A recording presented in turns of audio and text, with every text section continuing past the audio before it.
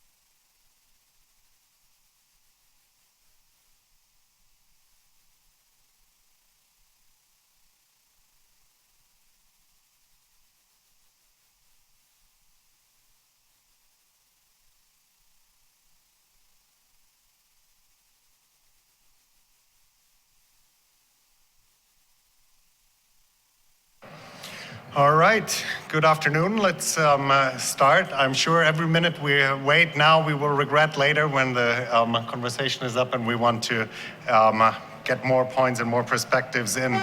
Good afternoon, my name is Max Senges. I'm chairing our session today on deliberation on encryption governance.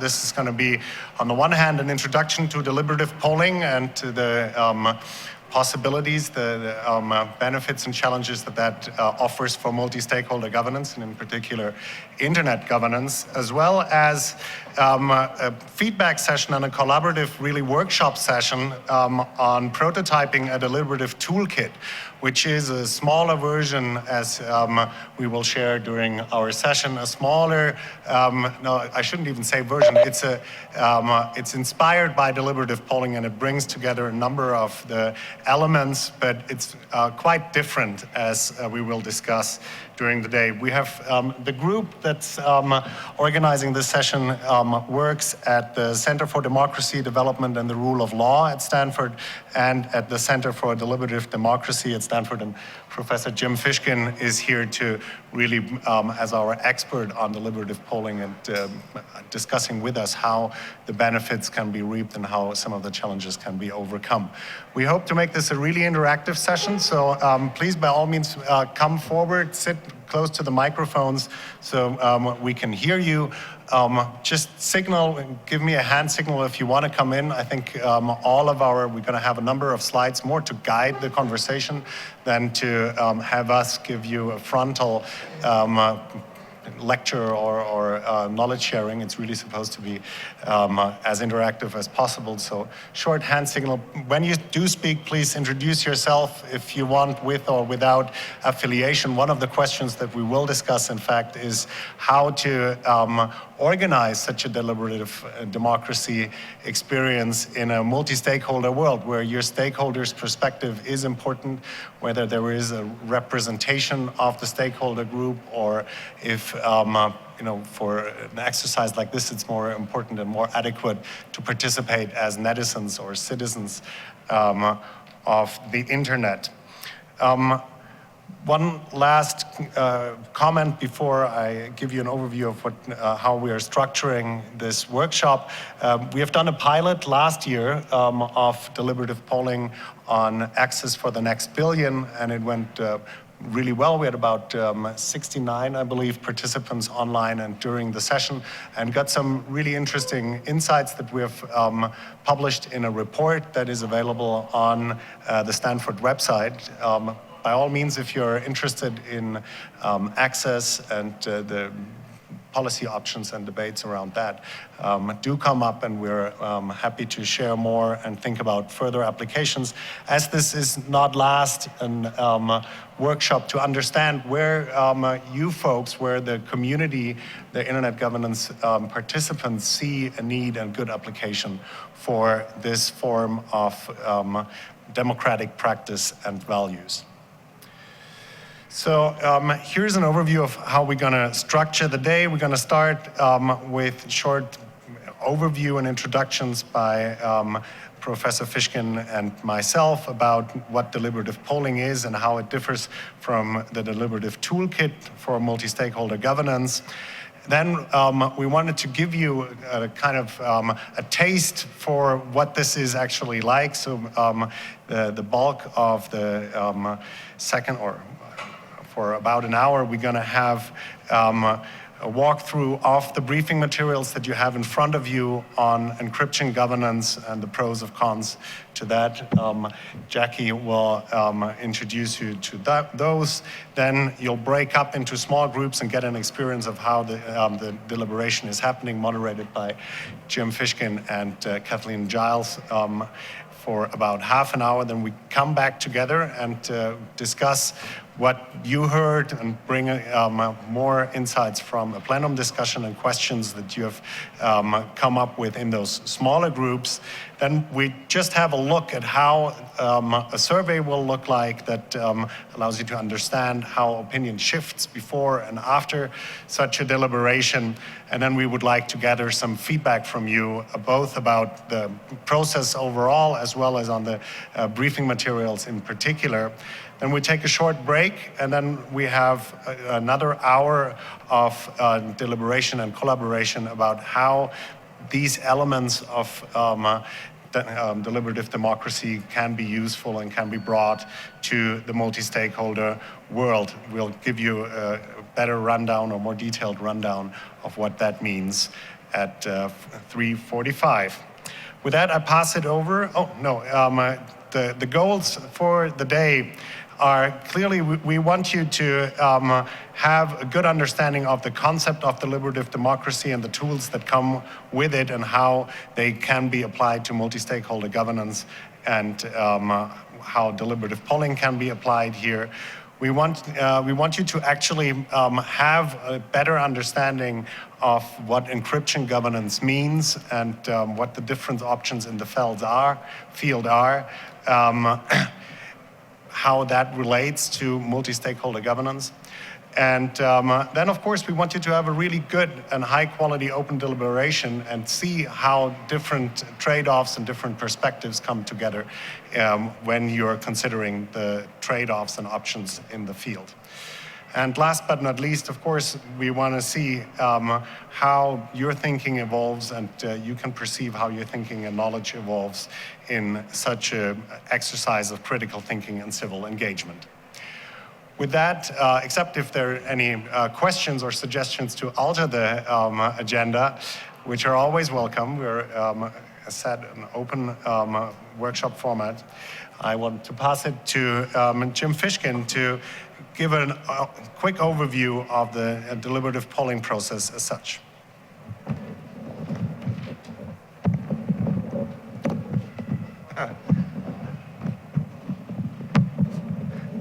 This doesn't move, so I will move. Great. Well, great to be back here. So some of you are familiar with what we're talking about, some not. So let me just say, the notion of deliberative polling is to take a random sample of a population and engage it, give it a survey, engage it in serious discussion, balanced, the best conditions we can create with vetted materials, access to competing experts, moderated small group discussions for several hours or even several days. Sometimes it's done online with video, small group video, Google Hangouts or some such. Often it's done face-to-face. And then at the end of the process, people take another questionnaire and we see the changes of opinion. This has been mostly conducted with the mass public. It's now been conducted, we have done with various collaborators, 26 countries and maybe 80 projects and around the world. In developing countries, in developed countries, all kinds of countries, on all 6 inhabited continents.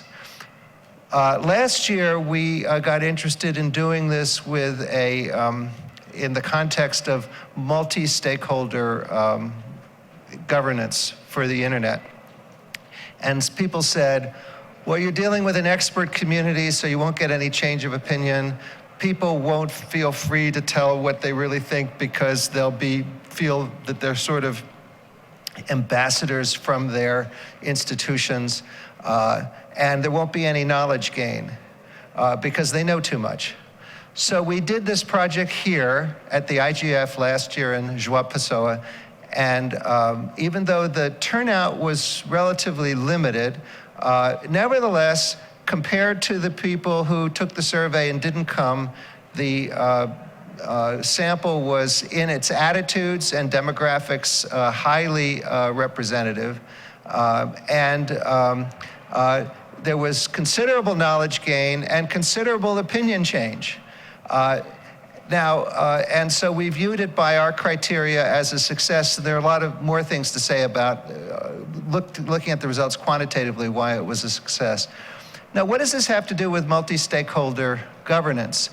Well, the whole idea of multi-stakeholder governance, as the UN and other related documents have said, is that it should be in some way a democratic process, it should in some way be deliberative, and it should in some way be inclusive. And and it should in some way generate some conclusions Whether those are recommendations or reference points or whatever, there should be some conclusions. And we think, and there's been calls for methods for more than just bland statements, but some organized process. We think that deliberative poll as a model has something to recommend it in this context, but it requires, because in some way democratic is conceptually difficult because you have such different entities. You've got countries, you've got companies, you've got people from civil society, people from academia, different sectors, people from all around the world. How are we going to have democracy among such different groups? So the approach that we've been taking with deliberative polling is to say, let's see if we can treat the participants at forums such as this one and other internet governance venues, let's see if we can treat them as netizens. Take a stratified random sample of them as individuals. If we get a good sample, it's representative of the population, and we treat them under contexts of equality where everybody's voice counts. We have moderated small group discussion in a civil way where people count equally, and they share information, they clarify the key questions that they want answered, they raise those questions, usually in a deliberative poll, it's to panels of competing experts. In this workshop, we've got so many experts, we're going to raise the questions for the group to answer. They get more information, and we see then they register their opinions in confidential questionnaires so that they're not, so we want their sincere judgments. They're not acting as ambassadors, they're acting as netizens. People said they would never act as netizens, but when we did this last year, at least on the topic of increasing access, there was considerable opinion change, and it was motivated for coherent reasons. The whole process, even though it wasn't as large as we would like, generated a number of statistically significant changes, and it really was credible by our analysis, and there's a report on the Center for Deliberative Democracy website. We're preparing a version of that. Version for that will be submitted for publication. So that was access. We think encryption is even today we're prototyping such a project for which there would be full-scale deliberative polling, and we're looking for the kinds of partners, contexts, and venues where this topic of encryption could really have an impact, both in the internet governance community and potentially with the mass public, perhaps in various countries. We think it's a very timely, important topic. But to do that, we want your feedback on the materials, on the way we frame the topic. This is a draft in progress. We think it could be improved. So that's one of the purposes.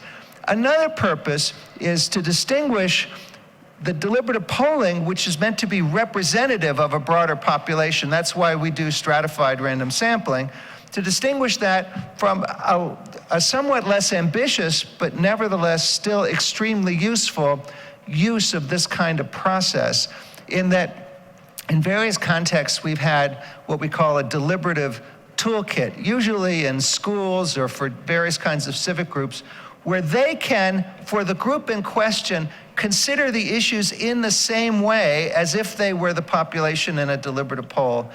They can discuss the issues, excellent balanced vetted briefing materials, small group discussions, questions to competing experts, register their opinions before and after.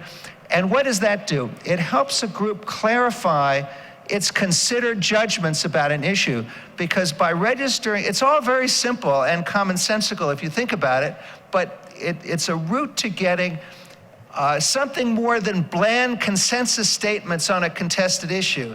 Instead, when the people really think about the trade-offs, you get the actual distribution of opinion, and people offer their answers without the social pressure of just going along with the group. and arriving at a rough consensus. Instead, we see what the real distribution of opinion is, and we can see why and do various analyses about why the opinions shift the way they do. So we think there will be contexts in which the sort of toolkit version of this is useful. And so we're going to sort of pilot the materials with both of those things in mind today. Perfect. And in fact, the hour from 4 to 5 is really to think about what adaptations to that toolkit that has been used in other contexts should be made for a multi-stakeholder environment like this. So we don't think we have all the answers together, and we really want to hear how you think, especially the balanced briefing materials, just the production of that seems valuable, and the deliberation experience that is a bit more organized, but very equal, egalitarian deliberation, rather than the panel discussions that we are used to at IGF. How can we balance that more, make it a bit more democratic? But with that, we want to start the actual deliberative experience with an overview of the briefing materials. After Jackie Kerr is done, we will move to smaller group deliberations, probably just divided left side and right side of the table. Yeah, let me just say one thing. Normally, if this were a deliberative project, we would have sent the briefing materials to you beforehand, so we wouldn't, but Jackie who has helped us develop the materials, among others, has very kindly agreed to give you a quick walk through the materials because you've not had a chance to read them in advance. You should say who Jackie is. Absolutely. Jackie is a postdoc scholar in Stanford and various other institutions. But I think you better say a couple of words about yourself. We've vetted the materials with a group of about 15 to 20 experts and shared them broadly to various stakeholder groups. And with that, over to you, Jackie.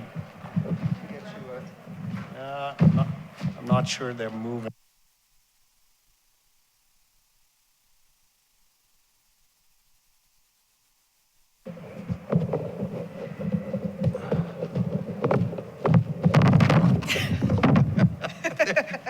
All right, we managed. Okay.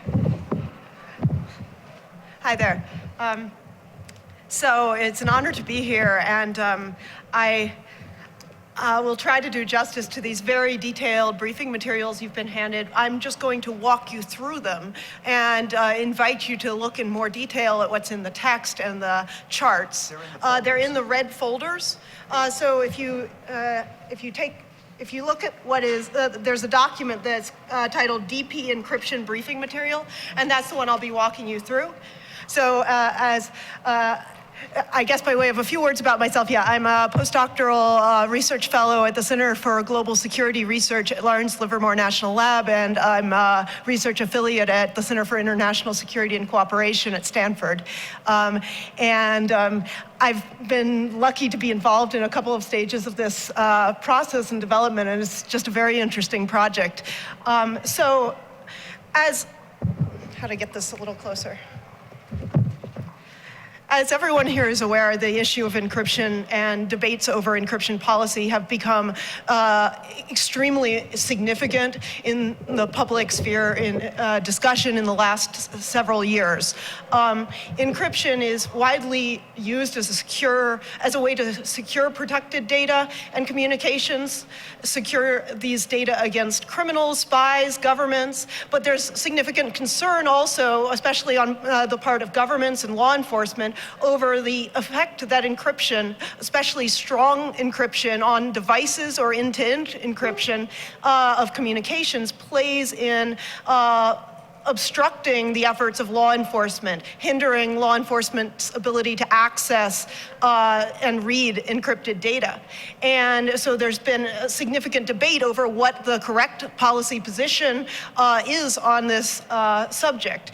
Technologists and civil liberties advocates are concerned that weakening encryption or allowing some form of backdoor would lower data security. On the other hand, law enforcement and governments often take the position of being concerned that there would be a way, or thinking there is a way to create some sort of legal mechanism or backdoor or key that the government also has access to that would allow an acceptable level of risk while allowing very limited access to encrypted data for law enforcement purposes. This debate came to the fore in the US in the last year with the debate following the San Bernardino massacre and the Apple's pushback against the FBI's effort to get assistance in decrypting one of the iPhones involved in the attack. And so if you look through this packet of information, we walk through several of the major concerns and issues and then lay out several policy options that we invite you to think about, and also think about other policy options that we might not have included in the list. So if you turn to page 2, the second paragraph from the bottom, we discuss, one second. We discuss the focus of this deliberative exercise, which is on cases where government actors have sought legal authorization to access encrypted data, but cannot access it due to encryption. And what this exercise aims to do is to assess the optimal solution to these sorts of cases from a legal and technical perspective. If you turn to page 3, there's a discussion here of the issues concerning lawful access regimes, whereby government and law enforcement would have access in one form or another to this sort of encrypted data. And the discussion is how to balance legal processes that allow protection of individual civil liberties, but at the same time allow for access to decrypted versions, plain text versions of such data. There are concerns that there's already a significant degree of assistance from corporations to governments on more of an ad hoc basis, answering to requests for data, and whether there's some way to make this into a more formal legal regime that doesn't allow for the kinds of slowed down legal debates and processes like happened following San Bernardino, or whether that actually is not desirable. One of the major issues that comes up in this is the concern over terrorism. If you look at page 4, we have a more developed discussion on this issue. There's been concern over the use of TrueCrypt and Telegram and other encryption technologies by terrorist networks such as ISIS. And there's also been the discussion of as strong encryption technologies become more ubiquitous, this is a fundamental change in the access to data available to law enforcement. Now this brings us to, on page 5, the going dark versus the golden age of surveillance debate.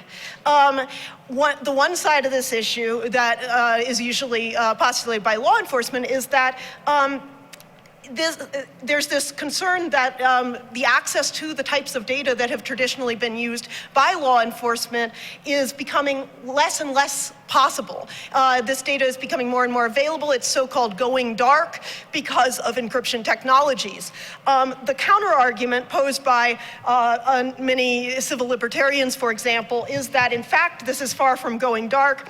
This is the golden age of surveillance, that there are new forms of data available that never were available before. Encrypted data is just a tip of the iceberg, and there's metadata, there's data of personal communications, there's forms of data, sometimes data that is encrypted is also stored in an unencrypted version in the cloud, for example, and there are ways of accessing that data.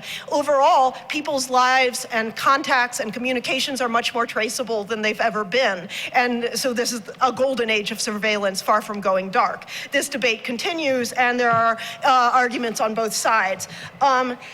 So that brings us to the international dimension of this puzzle, which is it's very easy, and I think it's been something that's happened a bit too much in the US context, to think about this in a bubble, just thinking about what's going on, what's the ideal policy solution in the United States. But this does not happen in a vacuum for multiple reasons. First, encryption technologies are not just produced in the United States. There are 546 encryption solutions available globally. That number might have changed since we researched this. There's hundreds of technologies and hundreds that are produced outside the US, furthermore, that are quality encryption solutions. And so if you have one country that takes a particular legal approach to this issue and that differs from others, this could affect global economics of import and export of encryption technologies. It also could affect what technologies individuals actually choose to utilize, even if those technologies are not legal within their country. It's necessary to consider how that affects rights activists in other contexts, including repressive political regimes, how that affects criminal networks, terrorist networks, and so on.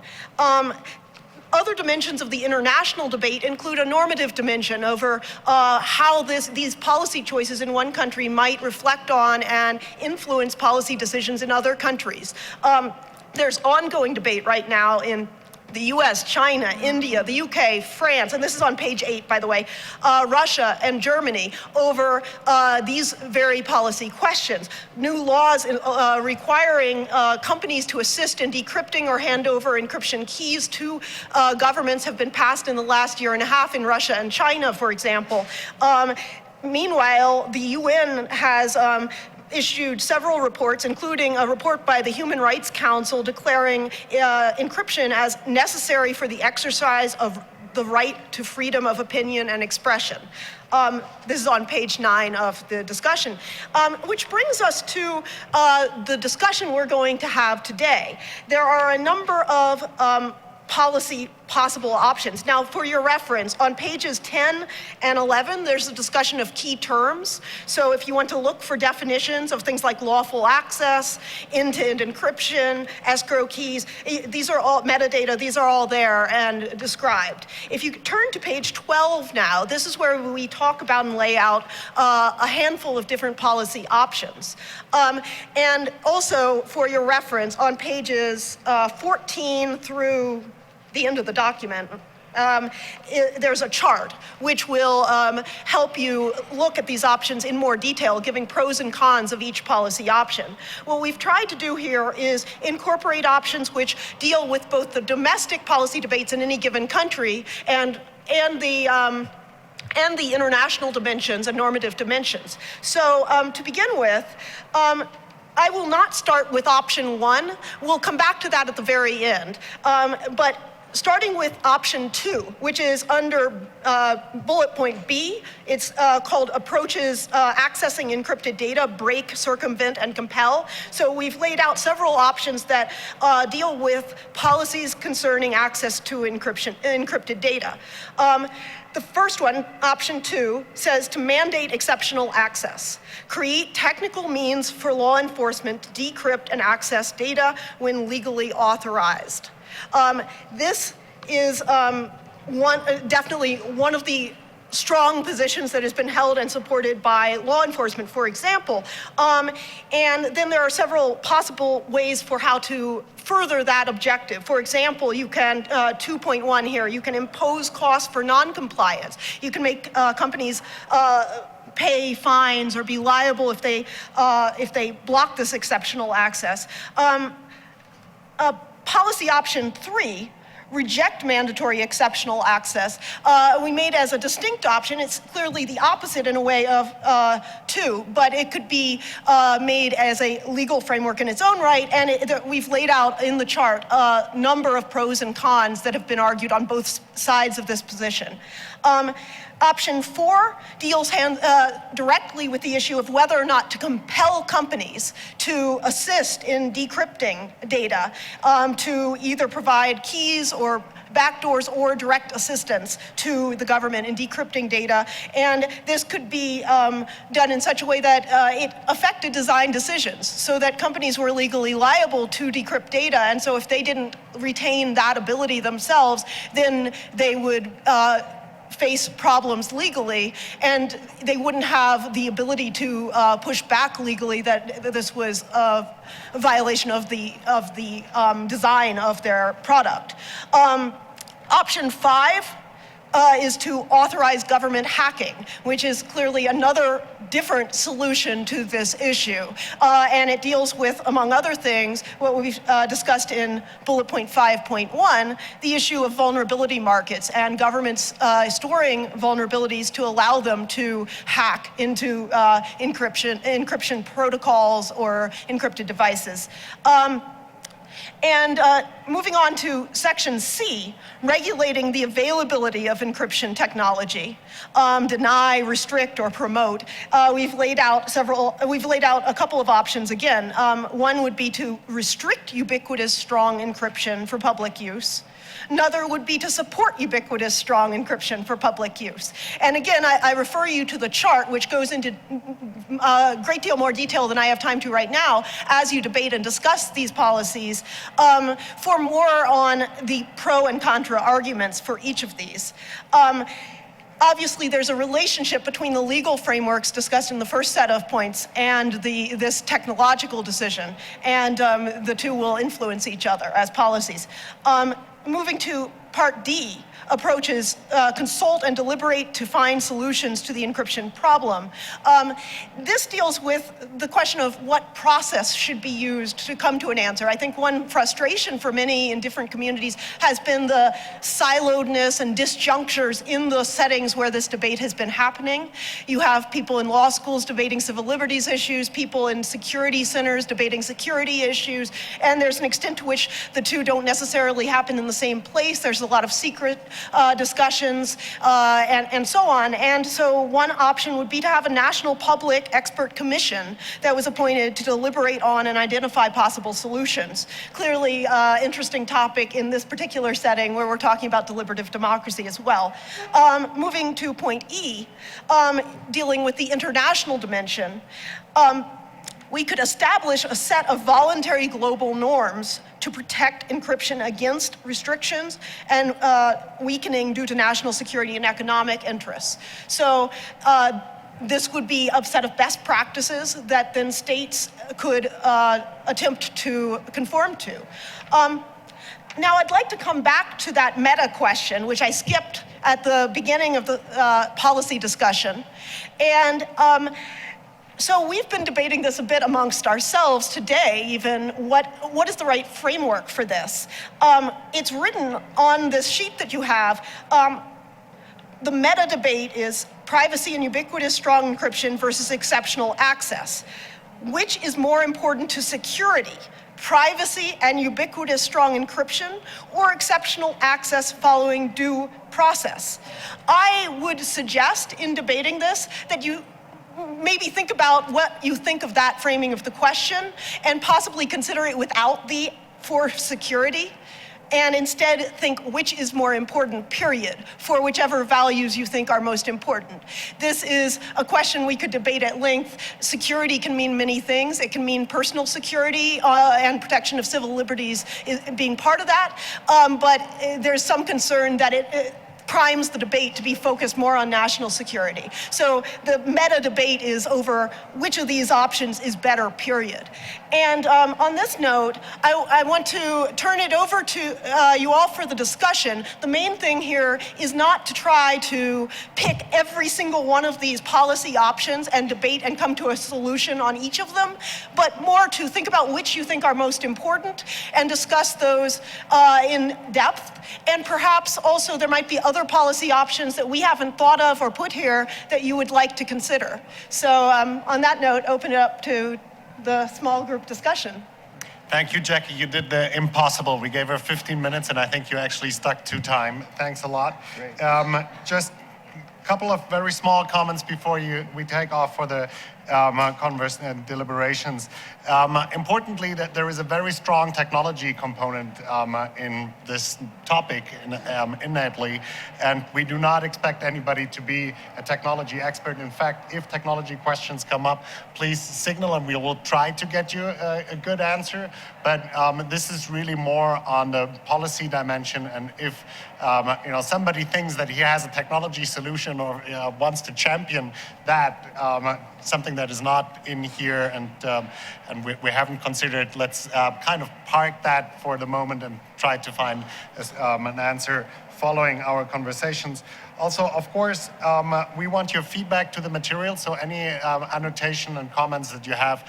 As Jackie noted, we just had some refinements earlier today that we think make sense, so this will get better and improve over time. And of course, if you're interested to use these materials in any context, and we do think that their application goes far beyond a deliberative poll at this location, this is really an attempt to map a debate that is very fast and difficult to understand. And if we actually get together and we kind of have a Wikipedia neutral point of view overview of what the debate looks like, that might be very handy to inform decision makers in around the world to have good debates. So with that, let's split off into small groups. Yeah. Why don't we,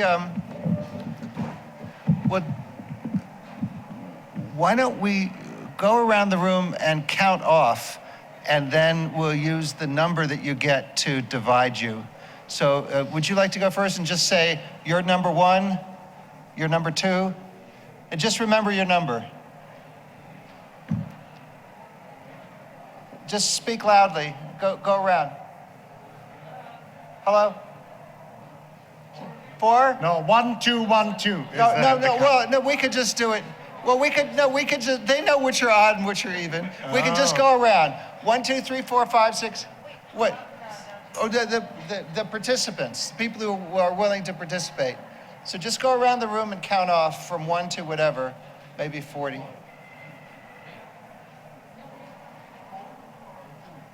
The 4, go ahead. Yeah, 4, 5, 6, 7, 8. All right, you want to do 1, 2, 1, 2? You can do that. Whatever's quick. We don't want to use. That's fine. Okay. 1, 2, 1, 2, 1, 2. Okay, go around. 1, 2. 2. Whatever, just.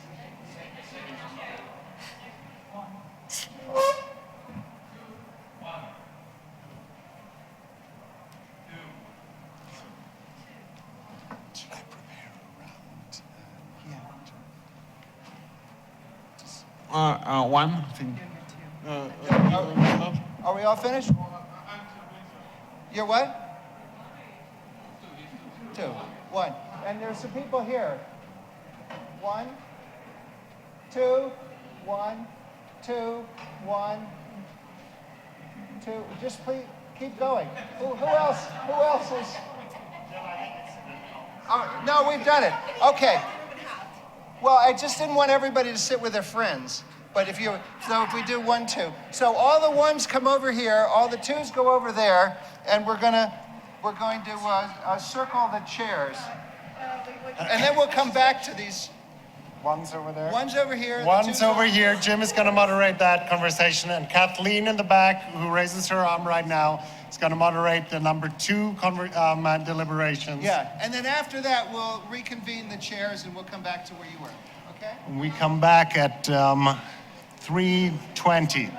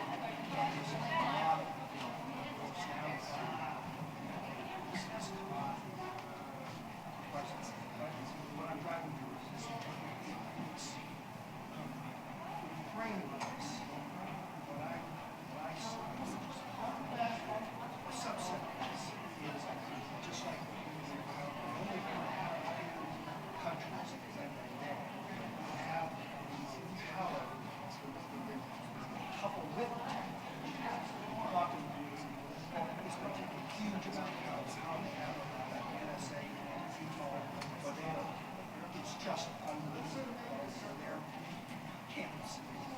And so what I'm saying is it's just going to be a handful of players in it that are going to have us mistaken. This is not some sort of a, the problem I think with this is in this form of sort of giving us some sort of deliberative exercise, which it isn't.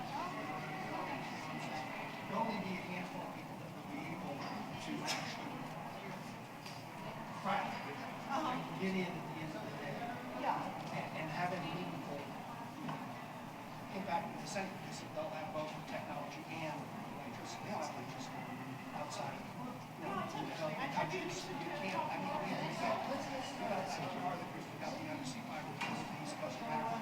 There's no power. We've got enough undersea fiber cables coming in and so all we know down the East Coast. And we're having problems. So you can't move this stuff quickly. Once you get beyond G2, whatever, GGs,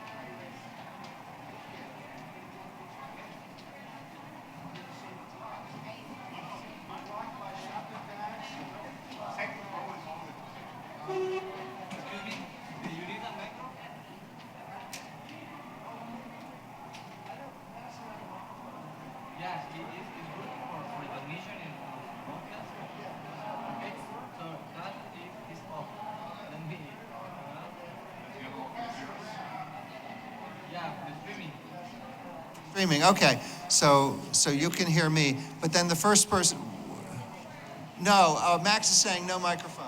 Okay.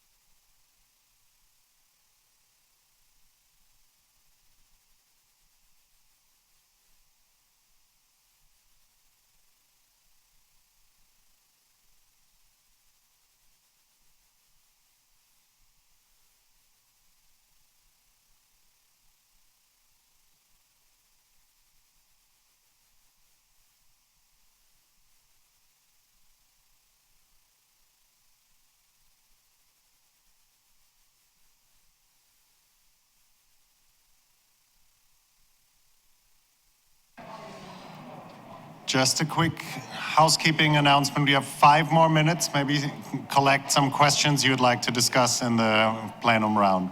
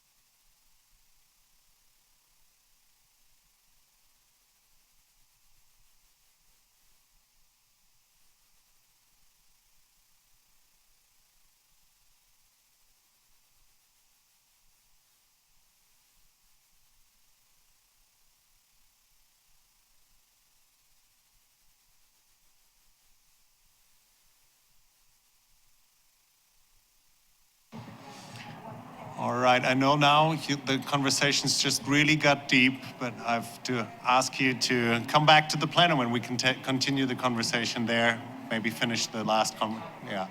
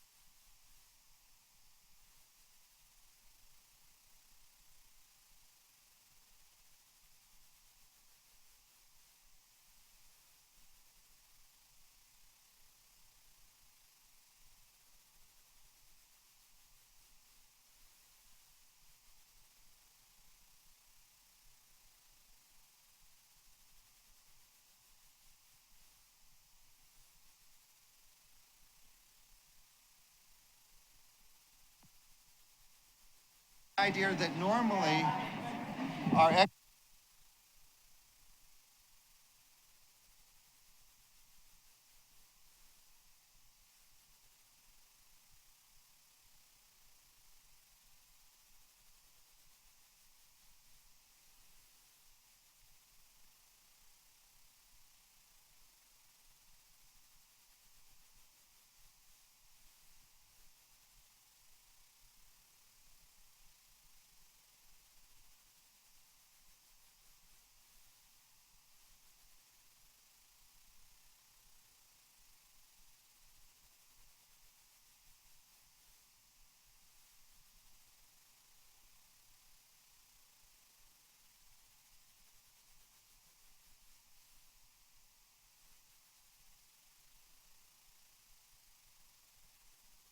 It's going to be fine.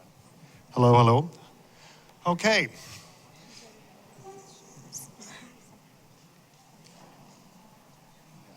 Okay, so let's get started with the panel conversation or the plenum conversation. In deliberative poll, as Professor Fishkin developed it, there would be experts that are briefed and chosen for various perspectives and their expertise in the field.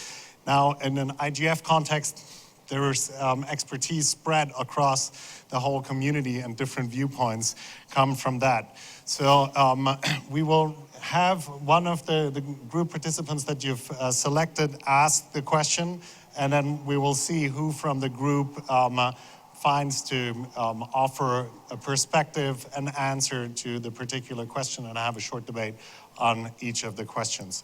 Rebecca, may I ask you to ask the first question? Okay, sure. Or, am I okay? All right. So one of the questions we came up with is the question of, what do government commitments to a free and open and human rights compatible internet, among those governments who have made such commitments, demand in relation to encryption? And what institutions and fora should deliberation about this take place? So just give me a short hand signal if you feel you can offer a perspective, a partial answer, one answer. I'm sure there's more than one to this very difficult question. Or if it's not clear what I meant, feel free to ask me more about what I meant. Yes, please. Yeah, I think in this area, human rights, as you know, it's not absolute. It is contextual in a sense of your culture and all that, but also from my observation, depending on time. So in the UK, the Official Secrets Act was passed at the time of panic, and that unfortunately got rolled over to all the Commonwealth. All Commonwealth countries have the Official Secrets Act as a result of some panic at the time when the act was passed. So I feel that at this point in time, we are having a sort of a panic with respect to terrorism. And so I think in this area, if you ask that question, it will depend on time. I guess if you recall, after September 11, the attack on World Trade Center, there was really a rollback on privacy. But now that things have kind of softened a bit, there's some pushback now against that rollback. So when you ask that question, I guess it depends on the context of it. If you feel you're under threat, you would definitely have, in a sense, more rolling back of privacy concerns. And then if you feel safer, then you will allow more human rights concern. I guess here the human rights concern we know is the respect for privacy. So my big point here is on the sort of contextual culture as well as time. Thank you, Hangwa. And if I may invite you to say your name and what stakeholder group you want to speak for, or what regional perspective you want to bring in that might be interesting for the conversation as well. Do we have anybody else who want to tackle this difficult and must be difficult question? Oh, yes. Thank you. Please choose to introduce yourself or not. I think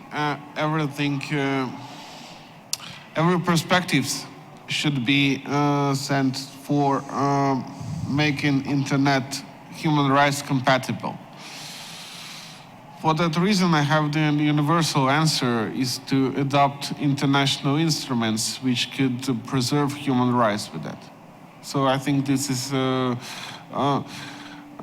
issue of encryption is very crucial for everyone. It's a Russian experience show that. So that we have to ensure human rights should work on the internet. Thank you very much. Thank you. I'll take another look if anybody wants to comment or build on what has been said. Otherwise, let's move to the next question. Maybe from group number 2. Let me see. Do you want to ask the first one? Sure. Yes, Nalini Alkins from the United States. One of the questions that we had is, no matter what we do and what we decide on, how can it be enforced? I mean, who's going to regulate what we do? I mean, is there really a protocol police? So I guess that was a kind of a question we had about whatever, whatever happens. Thank you. Who governs the internet? I think that's probably one of the questions that motivated the forum in the first place. But observations, how can the space be policed and any of the measures be enforced? Thanks, Farzan Abadi. I have to say my stakeholder group. You may or? So yes, sure, civil society. So I think that question is kind of in line with our first question, which was about which institution we should talk about, but also, so do we want to go towards like standard setting institution, like similar to what IETF does, or then we are going to have some kind of a norm there for the technologists, or do we want, by enforcement, you mean more like hard law? I think a standard setting institution would be a good idea, but I have no idea about the hard law, because then the sovereign states would, like different countries have different laws, and it would be difficult to enforce that. Thank you. I see a direct reaction, and I'm going to move over to you in a moment. Yeah, thanks. I actually work at the IETF, and I do standards, and that's why I say is like that comes up all the time, and we have standards. They're adopted in certain OSs, and then everybody says you need to make sure this and that a standard is implemented, and we're like, we're not the protocol police. Thank you. Very multifaceted. Yeah, Edmund Chung here from .Asia, but I guess I'm bringing this up as an individual, so kind of civil society. But I think the two questions may be related in one way. That I apologize again, I'm coming in late, and I'm probably going to ask a stupid question here. But the question I have is, if the governments are trying to say that, do we need a backdoor? The problem is those who are going to use technology that doesn't have a backdoor are probably going to be the criminals. So what is the gain anyway in trying to do this kind of thing? Because you can't enforce the criminals not to use the technology that has no backdoor. So I'm just scratching my head. What gain does it give law enforcement in trying to enforce that there would be backdoors in certain devices or technology? It's bringing up a completely new question. How can you limit, even if you wanted to mandate or forbid the use of solutions without a backdoor? Interesting one. Direct reaction, please. I'm Walid. I come from Yemen in the Middle East, and oftentimes I'm asked the question of could technology use, let's say, can we limit the terrorists' use of technology, because the Middle East is often labeled with that notion. And I'm telling them that what you're trying to do is driving the problem underground. I mean, you're causing the criminals to become more adaptive, more creative, more revolutionary in their ways of working, and you're making it much more difficult. And in fact, you're trying to deal with the symptoms rather than the roots of the problems. And so if governments keep on thinking in this way, that applies actually beyond simply the internet. and then they're actually causing more of the devastations happening. And so when we think of encryption, in trying to create backdoors to track criminal activity, you're actually making it worse. And in fact, you're somewhat contributing to the backlash. Okay, thank you. In the interest of time, we got to move on to keep the train rolling. James, may I ask you to ask the second question from group number 1? Okay, so in some ways it's the classic policy question, and we've just heard some good points on it from Ed and Walid. So it's going to be a cashing out of what's the harm, or what's the disease and what's the cure. How important is lawful circumvention of user-applied security to, 1, public safety, and 2, the administration of justice? What difference does it make? How could you come up with all these very hard questions? Thank you. Does anybody feel he or she can contribute the beginning of an answer to this big question?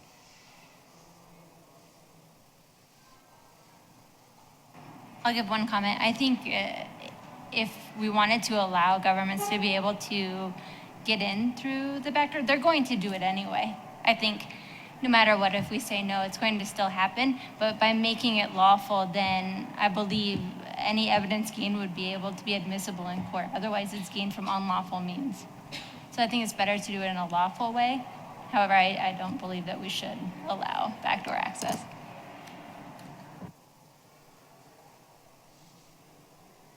Any more observations maybe from different parts of the planet or from different stakeholder groups, different perspectives? Do we have somebody who would support the other side of the argument? Yeah, I mean, I hate to say I support backdoor access, but there's a point that hasn't been brought up really, which we discussed in our group is, I work with a lot of financial institutions and large corporations, and really they decrypt for lawful reasons, for fraud detection, for any number of things. And literally, you're going to bring corporations to their knees, which I'm sure you don't want, by getting rid of all this kind of access. It's a huge problem that we've had, and so. It's a very complex question. I'll just say that. Thank you. Do we have any other perspectives? Peng Hua, por favor. Yeah, I'm Peng Hua from Singapore. Sorry, I didn't mean, hope my last intervention let others speak. I have a concrete example of what it means if you don't have the kind of lawful circumvention that you talked about. I have this wonderful Chinese tracker. It's got your fitness tracker, of course, heartbeat measurement, tells me after an hour that I'm sitting for too long, and it costs, with delivery, right now on a sale, $25 US. It pairs to my Chinese phone, and it unlocks my phone. I pick up my phone, my tracker unlocks my phone. What a brilliant idea. But I have friends in China who will not use this Chinese phone because it has a record in the past of sending data back to its own head office. It's actually taken emails off. And my friends in China tell me you should be using an Apple phone because they don't allow people to access the data. Thank you very much for that perspective. Let's move on to the second question of group number 2. Good afternoon. I'm Anna from Brazil. I came here with youth at IGF. So the question that I brought to the small group is is there really a tendency of communications going dark?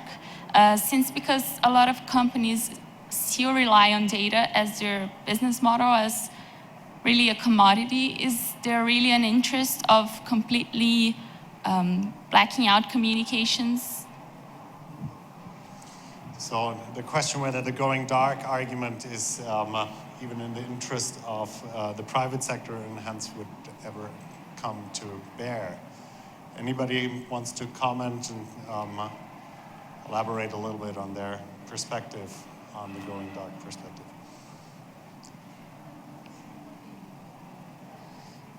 So the going dark argument is that if we'd use encryption, widespread strong encryption, then the police and the enforcement agencies couldn't do their job because they couldn't access any data.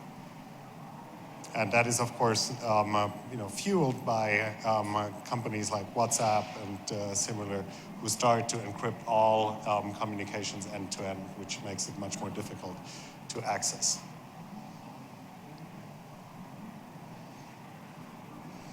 I mean, I can say, if I take my Stanford hat off and my Google hat on, that we are obviously interested to provide value to the user, and if the user wants the communication to be encrypted, then we will do our best to make that happen. And there are technological means like homomorphic encryption, where you can actually do certain queries on data and provide services on encrypted data that allow to not identify the person that is being served. You can, of course, go up in granularity when you address certain value propositions or your products in that space. So again, unfortunately, I don't think it's a black or white environment, but it's certainly true that data is information and knowledge, and there's a lot of good that can be taken out of it. So I don't think switching it off and going dark would be the right thing to do, nor is it practically possible, really. Do I provoke any reactions for that statement? Yeah, it's Walid again. I think that encryption, having it peer-to-peer, will be different than peer to central service, such as Google, etc. And so the idea that companies would embrace encryption end-to-end in all traffic communications means that they will have to change their business model altogether, because they will not be able to understand what data there is on the servers and what the people are communicating with. So ads will change in terms of how they streamline, of course, if it's by default. But if companies, and I think this is the more likely situation, that companies will actually afford to have an encryption button that you dig in and try to find on your own and then turn on, and by default it will not be encrypted. So that's just my understanding of how it might be. Okay, thank you. I think we have one last contribution, then we'll move on. So, James from Internet NZ, on the going dark argument, in practice, sophisticated privacy technology seems to be not that widely adopted. There's lots of users who make themselves very public and accessible, and even those who do deliberately use private technologies interface in the physical world in some way that is probably discoverable by lawful authorities. So it just doesn't seem like the concern it might be argued to be from the point of view of administering justice or protecting public safety.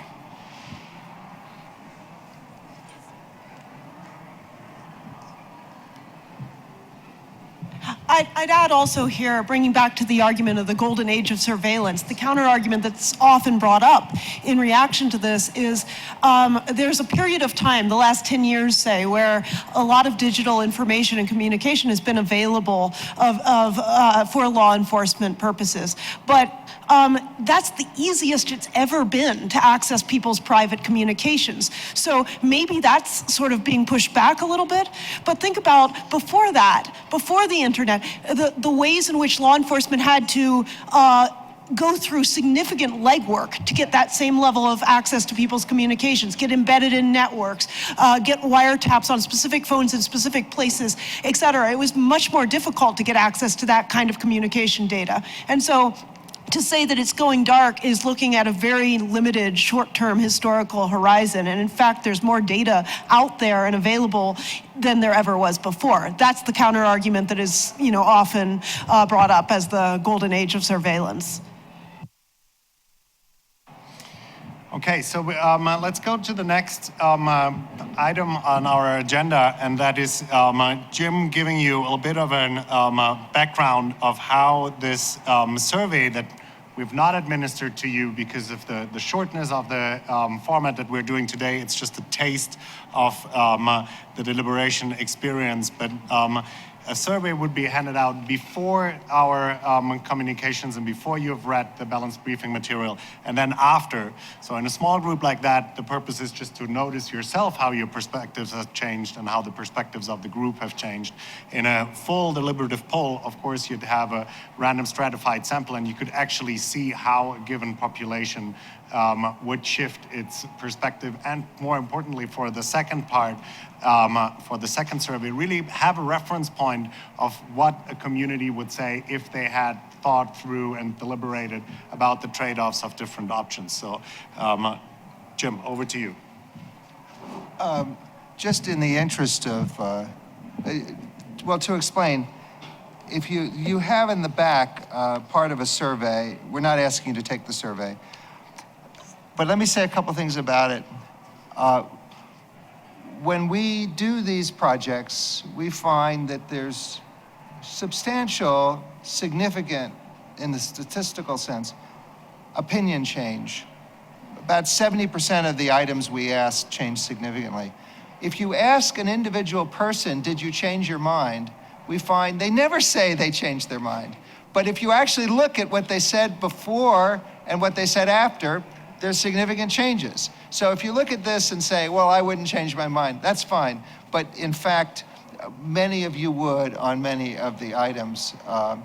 Now, what use does that have? Well, sometimes the changes are quite big. And we have a number of different kinds of questions. We have the policy proposals. We have information questions to see if people became more informed. And as I said, last year on the in the pilot we did with this kind of community, they did become quite significantly more informed. So you guys know a lot, but you don't know everything. And how do we measure informed? Well, we have questions that that relate to the issue, and not true-false questions, because then it's 50-50. You can guess those. But just multiple choice questions is usually the way it's done. And they're just snippets of information that information is usually correlated with other information, so if you answer some of those more correctly at the end, it's just a way of measuring. You probably gained a lot of other knowledge too.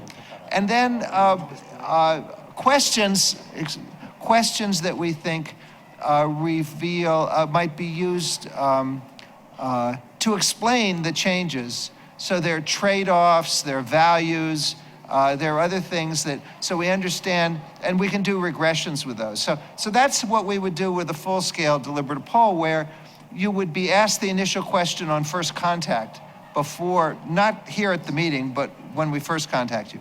Now, in this toolkit, if this were done just with a toolkit and a smaller group, we still think it's interesting to speculate whether it's useful. The reason is that if we just got a group together to discuss, first of all, it was just a group together to discuss in a big meeting, you wouldn't have any product from the result.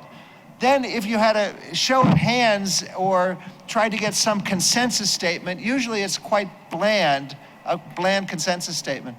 But if you fill out confidential questionnaires like this, we can really, without the social pressure of seeing how everybody else is going, so there aren't the bandwagon effects, we can see what you really think.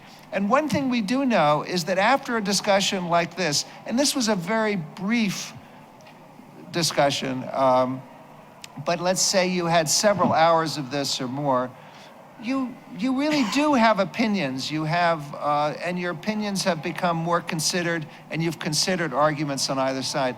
We think that that would be quite useful for any group trying to get its collective informed judgment. So I only point out the questionnaire as an exhibit to consider, and we will refine it. We're going to be refining everything in light of what we're learning in this discussion. Did you want to comment?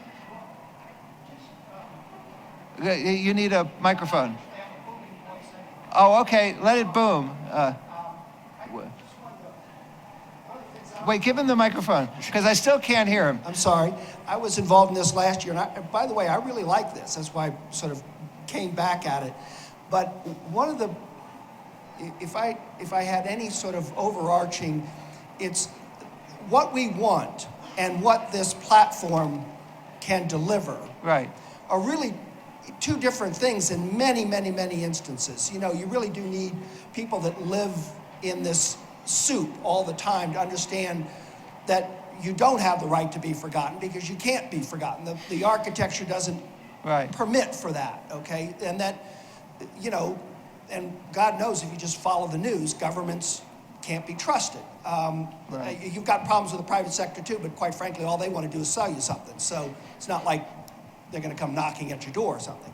But so just more framing it in the environment of what the platform will actually permit, right? And then, you know, finally, as I had this discussion earlier, very briefly, but I think it bears down the road here.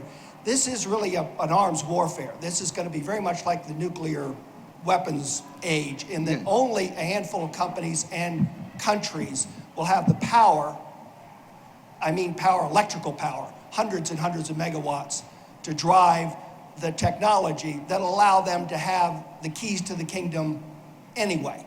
So everybody else is going to be roadkill at the final end game, is what I'm trying to say. So we're only going to have a few kingmakers the way this is all going to shape out anyway. So are you saying this is worth deliberating about or not? If we're all going to be roadkill, inevitably. No, I do think, quite frankly, I do think we should continue it, because I do think we're, at some point, I'll say this, just because of what just happened in America, and what happened to the Catholic Church and what's happened throughout our history, the poor little guy with a pitchfork is going to say, no, I'm tired of the church service in Latin, or I'm tired of the papal dispensation, or I'm tired of being treated like some, you know, and then you will have but long before that, you really will have just a handful of players that'll have all the keys. So let me pick up on your point about, and I want to let you come in a second, on your point about, you know, what we want this instrument to deliver and what it can deliver. I think that's exactly what we're going to spend the next part of the session about. First, a quick round of feedback from you, what you liked, what you didn't like about the materials. But before we come to that, I think Rebecca wants the word. Yeah, no, I just had a follow-on based on what you just said, that, you know, it's going to be a handful of powerful government and corporate players that are really going to drive this at the end of the day, or have the power to shape it. And that kind of relates to the initial question I posed, which is, whom should we be engaging with as sort of the priority? You know, which powers, private and government, need to sort of be the target of engagement? Do you have to engage with everybody in the United Nations, or do you need to just make sure that those companies, that you engage with those companies and those governments that have the bandwidth and the power, in all senses of power, that are going to drive this thing, and try and get some common agreements and standards around the kind of world we want to have, and how approaches to encryption fit into that? I guess she wants to say something too. Yes. I guess that depends on your worldview too, right? Whether you have more of a Machiavellian perspective where you only address those that actually are in the position to cause change, or whether you go more with a democratic approach where you say, let's get a baseline understanding, and if enough people, you know, the small people drum on the But the small drum, people are the we also stakeholders of the big powers. Ultimately will only be powerful if their stakeholders kind of trust them to a certain amount. And for at least the corporate side, those people are not limited to just one nation state. So in a sense, it gets to the little people. The little people end up having some power, you know, or being able to, there are ways to exercise the power. So I agree, and actually in the part that's going, oops. The IGF is important exactly for that reason. Because if we can inform the IGF is important exactly for that reason. Because if you have a multi-stakeholder and you continue to chip away at education and communication, involvement, collaboration, then those handful of people, you can hold them accountable. You can show that your displeasure in a lot of different ways. If it's a company, by boycotting their products or whatever. If it's a government, by ridicule, by there are ways, and we've had that throughout history. I mean, short of a guillotine. So just because it's a energetic conversation, I want to have you come in too and take off my Stanford hat for a second and say, Google is probably one of those players that you're thinking about, right? And I mean, we do sit here, but there's always a big delegation, and I would say there's three things that get companies, that get everybody to move: carrots, sticks, and reason. And I don't think the IGF is particularly good with carrots and sticks, but we are good in doing things like what we're doing right here. That is getting to the bottom and really hearing out what a good solution is. Because as you have actually just mentioned, Google's intention is not to take over the world and to rule. It's a business. It's pretty straightforward. So we want people to be happy. So we're absolutely here to listen, some of us more to engage and participate, but obviously it's a collective action problem, and these are very complex, big organizations that are we're about 100,000 people, I think, at this point. If there's 7 or 10 of us in a conversation like that, that also needs to carry and get informed. So great conversation. Let's have 2 more folks come in and then get more on the how do we shape this tool to make it as powerful and as reasonable and useful as it can be for this multi-stakeholder conversation. Yeah, I'm going to push back a little bit on some of what I've heard here. One of the things about the internet, and one of the reasons I really believe in the internet, is that it levels the playing field in a way that we have not seen for many, maybe ever in our lives, or maybe in the history of the world. I mean, not to use too much hyperbole in there, but really, you can have a small company that goes right up against IBM or Google, and if you've got a better algorithm, I'm not saying always, but oftentimes you can make it work. And we see this all the time. All the time there's stuff coming out. And so I think the monopoly of the big powers, I don't know so much about that. No, of course there's things, and there's some things for which you need capital. You're not gonna go up against Chevron because that just takes too much capital. But some of the other people, sure, you can go up against a lot of that. And the beginning, and the open source community is a huge thing, which just shows you that. And so I think this is probably a whole discussion in itself. So I'm going to stop now. But yeah, thanks. Yeah, Snapchat being the example probably that's most appropriate here. Martin, quick comment, please. Yes, thanks, Max. My interest in this session was mainly in the method of deliberative polling and what comes out of that. And the danger getting away in how we end up talking now is we talk a little bit in circles where the question is, well, is it useful or not? That's why you're the last one. and I think basically what I see is it's a useful instrument where it can help to better understand where we stand, but not as a final conclusion, particularly not with the number of people we're working with here.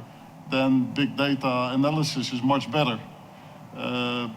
But it can help a group in a specific setting like IGF, which means global level, multiple cultures, multiple jurisdictions, into discussing subjects, and then take stock once in a while, like, so this is what we think now, this is where progress is, these are the issues remaining.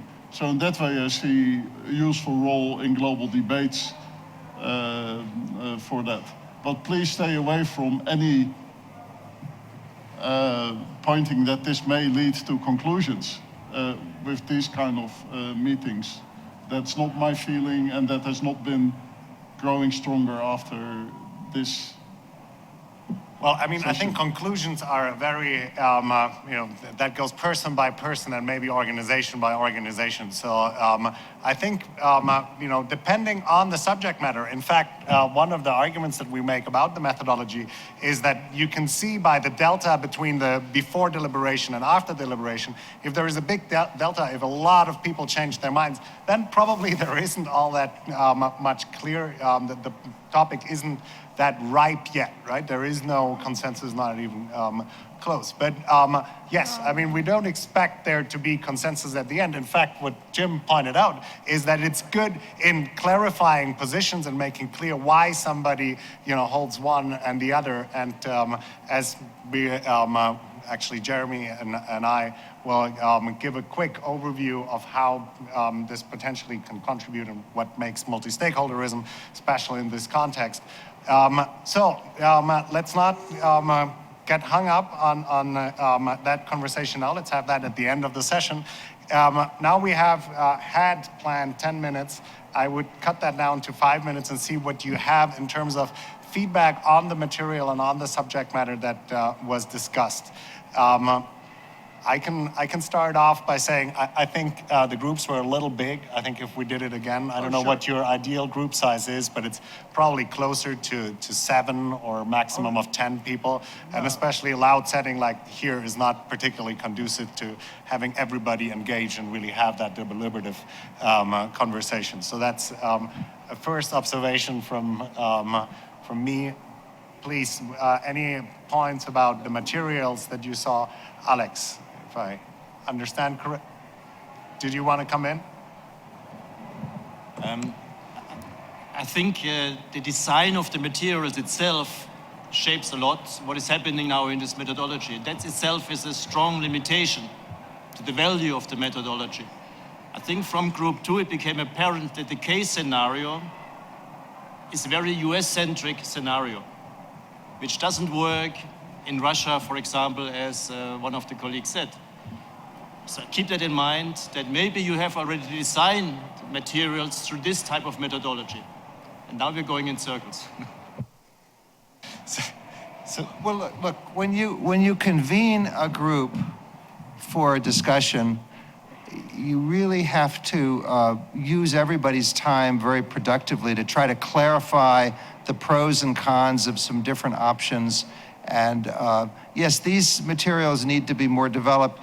But on the encryption issue, we were struggling with the fact that it is a ubiquitous international issue, and some of the context we were thinking about is the US. So maybe there's some further elements of the materials that could be developed to apply to other international contexts or to specify standards that would help clarify some of the questions, because you're right, when some of these proposals are applied in the US, it's quite different from if they're applied in some other kinds of regimes. But of course, the context of multi-stakeholder internet governance is an international context, and it involves different sectors, and it involves different perspectives. And so we should work further to refine it. But we always need materials of some sort, because if you don't have materials that to begin the discussion and give some common basis for some facts that have been vetted and some competing arguments that need to be considered, you'll waste a lot of people's time as they try to construct it. And so we want to use your time very, I think these materials produced an engaging discussion, but you're right, they can be added to. By the way, I think if the groups are too small, then they don't have enough diversity in them. So if you have a good sample or a good collection of people and it's randomly assigned, then you've got a lot of different perspectives. And in this context, that means different, the global north, the global south, different sectors, different ages, different genders, different perspectives. And so we usually find that 12 to 15 works well. If it gets too small, you lack the diversity. If it gets too big, people don't have enough of an opportunity to speak. So we'll work on that. And because we are in the round where we're really talking about this particular material, the conversation obviously came up, Alexander, whether they're too U.S.-centric or not, and we asked them to internationalize, etc. On the other hand, the argument that our experts came back with is that a lot of the debate and what's driving the debate are cases like the Bernardino case in Apple. So. Of course, we could also bring examples from other countries, but that at least gives some coherence and a joint understanding of some of the practicalities. And that's one argument why, there is a lot of US companies, and you could argue too many US cases and contexts mentioned. I'm not so much questioning the setup, because you could have that in any country, right? But the rule of law background is a very different one, let's say in the US, as to other countries. So that influences and shapes the options you can consider. Right. But just about the methodology, maybe you may want to include a loop where participants can question the assumptions and the case itself. Oh, absolutely. Before then proceeding with. That is both in the production of the materials as well as in the, we don't claim that these materials are the juice, right? I mean, in fact, that's probably the best and most engaged conversations if, someone disagrees, and then others would probably in the group very much agree with the materials, etc. So, yes, methodology-wise. And one of the motivations for this meeting is to further question the materials, to refine them further. So we really appreciate your help. Yeah, we will have Kathleen's email up later. Anybody who's interested in repeating this conversation or bringing a deliberation about these topics and using these materials, we're very interested in talking about that. Peng Hua. Just a point, and maybe we need a further discussion, James. It seems to me that for this discussion, we need to cut off the extremes. What is not allowable and what is allowable. And so the aim is to develop a range of possibilities. But I don't know to what extent deliberative polling can lead towards that. I'm not an expert in this area, but you are an expert. In other words, instead of coming with one of the options, have a range of options with the lower end cutoff and the upper end cutoff. No, sort of a strong no or a strong yes will be cut off, and then what you have is an acceptable range. James from Internet NZ, why would the extremes be wrong? Why cut them off is the question. Why cut off this? I thought it was obvious. I mean, the example I gave is that of my China phone, very good China phone, half the price of an iPhone, has all the functions of an iPhone, but people don't trust it, right? Yeah. So that the end is cut off. On the other hand, there are concerns about terrorism, and it seems to me there are genuine concerns about terrorism. So what you have left is somewhere in the middle, where a strong yes and a strong no will be out, but the middle will be sort of acceptable. And how do you arrive at that? That's my 2-cent contribution. Rebecca, did you want to? Yeah, so you're saying that strong encryption with no back doors should be taken off the table as an option?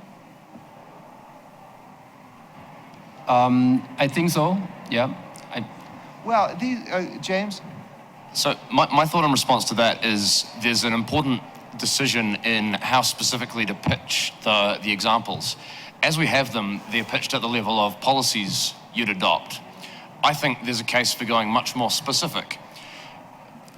Terence has some dodgy material on his iPhone, law school exam style, or for going much higher level. What concerns are at play in this arena? Discuss, develop that, write your own policy. And that, I think, would be another way of addressing the concern you have about ending up with specific policies that sound extreme. So that actually brings us back to Martin's earlier point, right? Whether this can produce useful results. And I think the conversation is probably more engaging and a bit more realistic and not as policy abstract. On the other hand, it would not allow the results to be pointed to as, look, this is somehow generalizable. And to Alex's earlier point about not using cases like Russia or other countries where rule of law might be a problem. You see, I think the problem, if you take the very problematic cases, so to say, is that then, of course, you start, but they need rule of law in the first place for any good process, for any of that to work. And then you diverge the discussion even further. That would be at least the methodology or the methodological argument I had. You had your hand up earlier. From Russia. We are speaking about Russia for the whole deliberative poll. So I would like to raise a proposal. Maybe it's possible to organize such a deliberative poll in Russia and to compare the results. Yes, we would certainly be interested to compare results from different parts and experiences from different parts of the world. Any more comments on briefing materials itself? Otherwise, I think we should move on, in the interest of time. I know Jackie is going to come in. Well, I just would think that considering those international perspectives could play a very useful role. And I guess one thing I would think about is how maybe to bring that in as even ideal type sort of cases to examine how the policies being considered affect different extreme situations of different sort of national settings. And you could look at Russia, you could look at China, you could look at India, you could look at the US, and that way it's not just so US and Europe centric, it actually considers the different panoply of issues that come up in those other, if you will, sort of ideal type other extremes of types of issues that might arise. And there might be a way to structure that into the discussion so you have sort of explicit questions about the effects of policies in those different political settings. I just wanted to say, with response to Peng Hua, I just wanted to say, in some other cases, we have found that having the extreme cases on either end of a continuum is actually useful for clarifying the reasons that are at stake. And then people, if they get the full range of reasons on either side, they start grappling with them, balancing them, weighing them, and some of them end up someplace in between, as you were suggesting, might be reasonable. But you need to calibrate all the arguments, and sometimes if you leave out the extreme reasons, the extreme cases, you're going to miss some of the arguments. So I think actually in terms of the range of the questionnaire on a 0 to 10 scale, we get a lot of nuance, but if we get nuance also in the explanatory variables so that we can get exactly why somebody doesn't go all the way but resists on the trade-offs, it can be made to work. And I think some of these strong cases are clarifying on this issue because we're not asking, ultimately we're not asking technical questions, we're asking sort of collective political will. What is it, for what goals and what values and for what reasons do we want to do, and what might be the costs of doing that? And we sort of want to clarify all of that. So I take the point, but thank you. So should we stop here? Yeah, I think this is where we should stop the specific deliberation and experience about encryption governance and get to the second part of the meeting where we want to think about, is that a tool that in its original setup where Jim Fishkin and his center have applied it many times to all kinds of questions very successfully. But this is a new challenge for a number of ways. In a number of ways, the community is very diverse. It's more difficult than country nationality to identify the constituency. Whoever shows up at an IGF shows up at an IGF and defines the community. We're going to go through a number of the benefits and of the questions that we see here. First, myself and Jeremy are going to have a couple of slides talking about the multi-stakeholder governance and democracy challenge. Then we're going to look at the three value propositions that we see this method potentially contribute to multi-stakeholder governance. The balanced briefing materials as an easy way to get an overview of the state of the debates, of the arguments made, of the options that are being discussed. The structured deliberation as a means to have a more moderated exchange, maybe a more egalitarian exchange in bigger groups that is maybe more appropriate and more knowledge sharing that leads to better understanding, facilitates potential consensus or clarification of positions. Then the polling itself, both in the full poll as a means to have a point of reference for decision makers to say this is what a well-informed, well-deliberated group of netizens or participants of a group would think, or just to say, okay, this is how our opinions changed and how the opinions of the group changed. And then in the end, we have even more challenges and obviously once overcome opportunities to improve the material. So I just threw out two slides in the interest of time, Jeremy. I'd ask you to also have a very quick 5-minute overview of what you wanted to share. So just for those who might have come in a little bit late, like welcome Itsumi, for example, of course we're thinking about how can a big global resource like the online space be governed in the first place, and how can we bring in democratic stake practices that allow everybody to, every stakeholder to participate in their respective roles, and how can these practices be informed by democratic values. And as we have, I think, all recognized, the questions, encryption governance is just one example. All of them are layered in so many different ways that the complexity of the challenge is just enormous. I think this picture has been around for about 10 years at this point. It's from the Diplo Foundation, and I still think it's a most realistic attempt to show what internet governance is. It's a very heterogeneous and very much under construction building with all kinds of things happening. I think that's much more realistic than this, for example, which on the other hand allows for better segmentation and stratification of the discussion, where you do separate, okay, here's a technical layer, there's some things that we want to discuss there, there's a content layer where different stakeholders, different questions arise, and then there is a social layer. There is a paper from a group at MIT about tussle that raises how we should always try to separate these different conversations in different groups and not jump from the technical layer all the way to the social layer. It's very difficult, and I think it takes years of experience in the space there were some colleagues from the youth IGF that come here for the first time. I remember when I started to engage in this environment, it takes years before you can really do that. And to some degree, I'm not sure how a deliberative poll and how briefing materials can overcome that difficulty and make the communication more accessible. This is one of the slides I wanted to skip.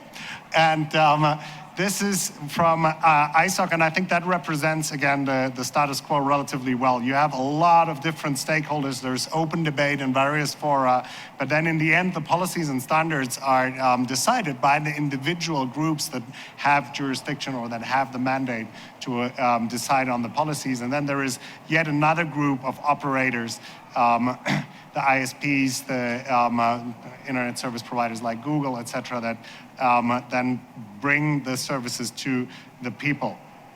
This is another angle, but this was from a paper that Vincerf, myself, and 2 other colleagues wrote, I think 2 IGFs back, and it describes the roles of the IGF of identifying issues. I think the deliberative polling can be very good in identifying and even better at framing the challenges and bringing them to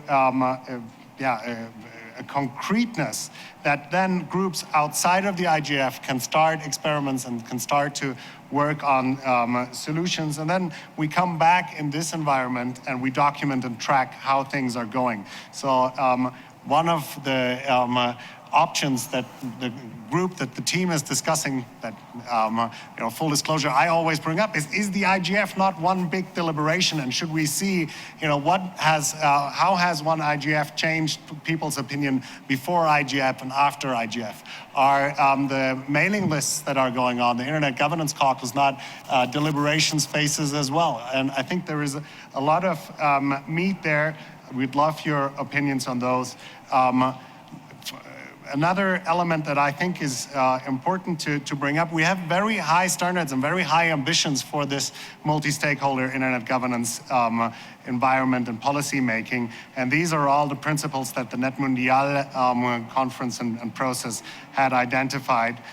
Transparency, accountability, distribution, multi-stakeholder, but there are enabling meaningful participation. All of them really resonate well with the deliberative polling. So how do we design multi-stakeholder internet governance with democratic values? Well, the question starts with representative democracy versus representation of stakeholders that we could discuss in this context. There are different, what are the roles of these stakeholders? Is it in fact, that there is no voting, but bringing the different perspectives to the deliberations? Civil society, certainly a watchdog role, a role to bring reason and request services and measures from the other groups. The private sector, provision of innovation and actually provision of services. And government in its theoretic role is more of a broker, and then setting the rules according to what civil society and the private sector have come up with, and then of course policing. And this is my last point, the relationship between national, regional, and global spheres of conversation is another complexity that we should consider. And with that, I pass it over to you. There is a clicker that you can use. And I hope you can stick to 5 minutes about.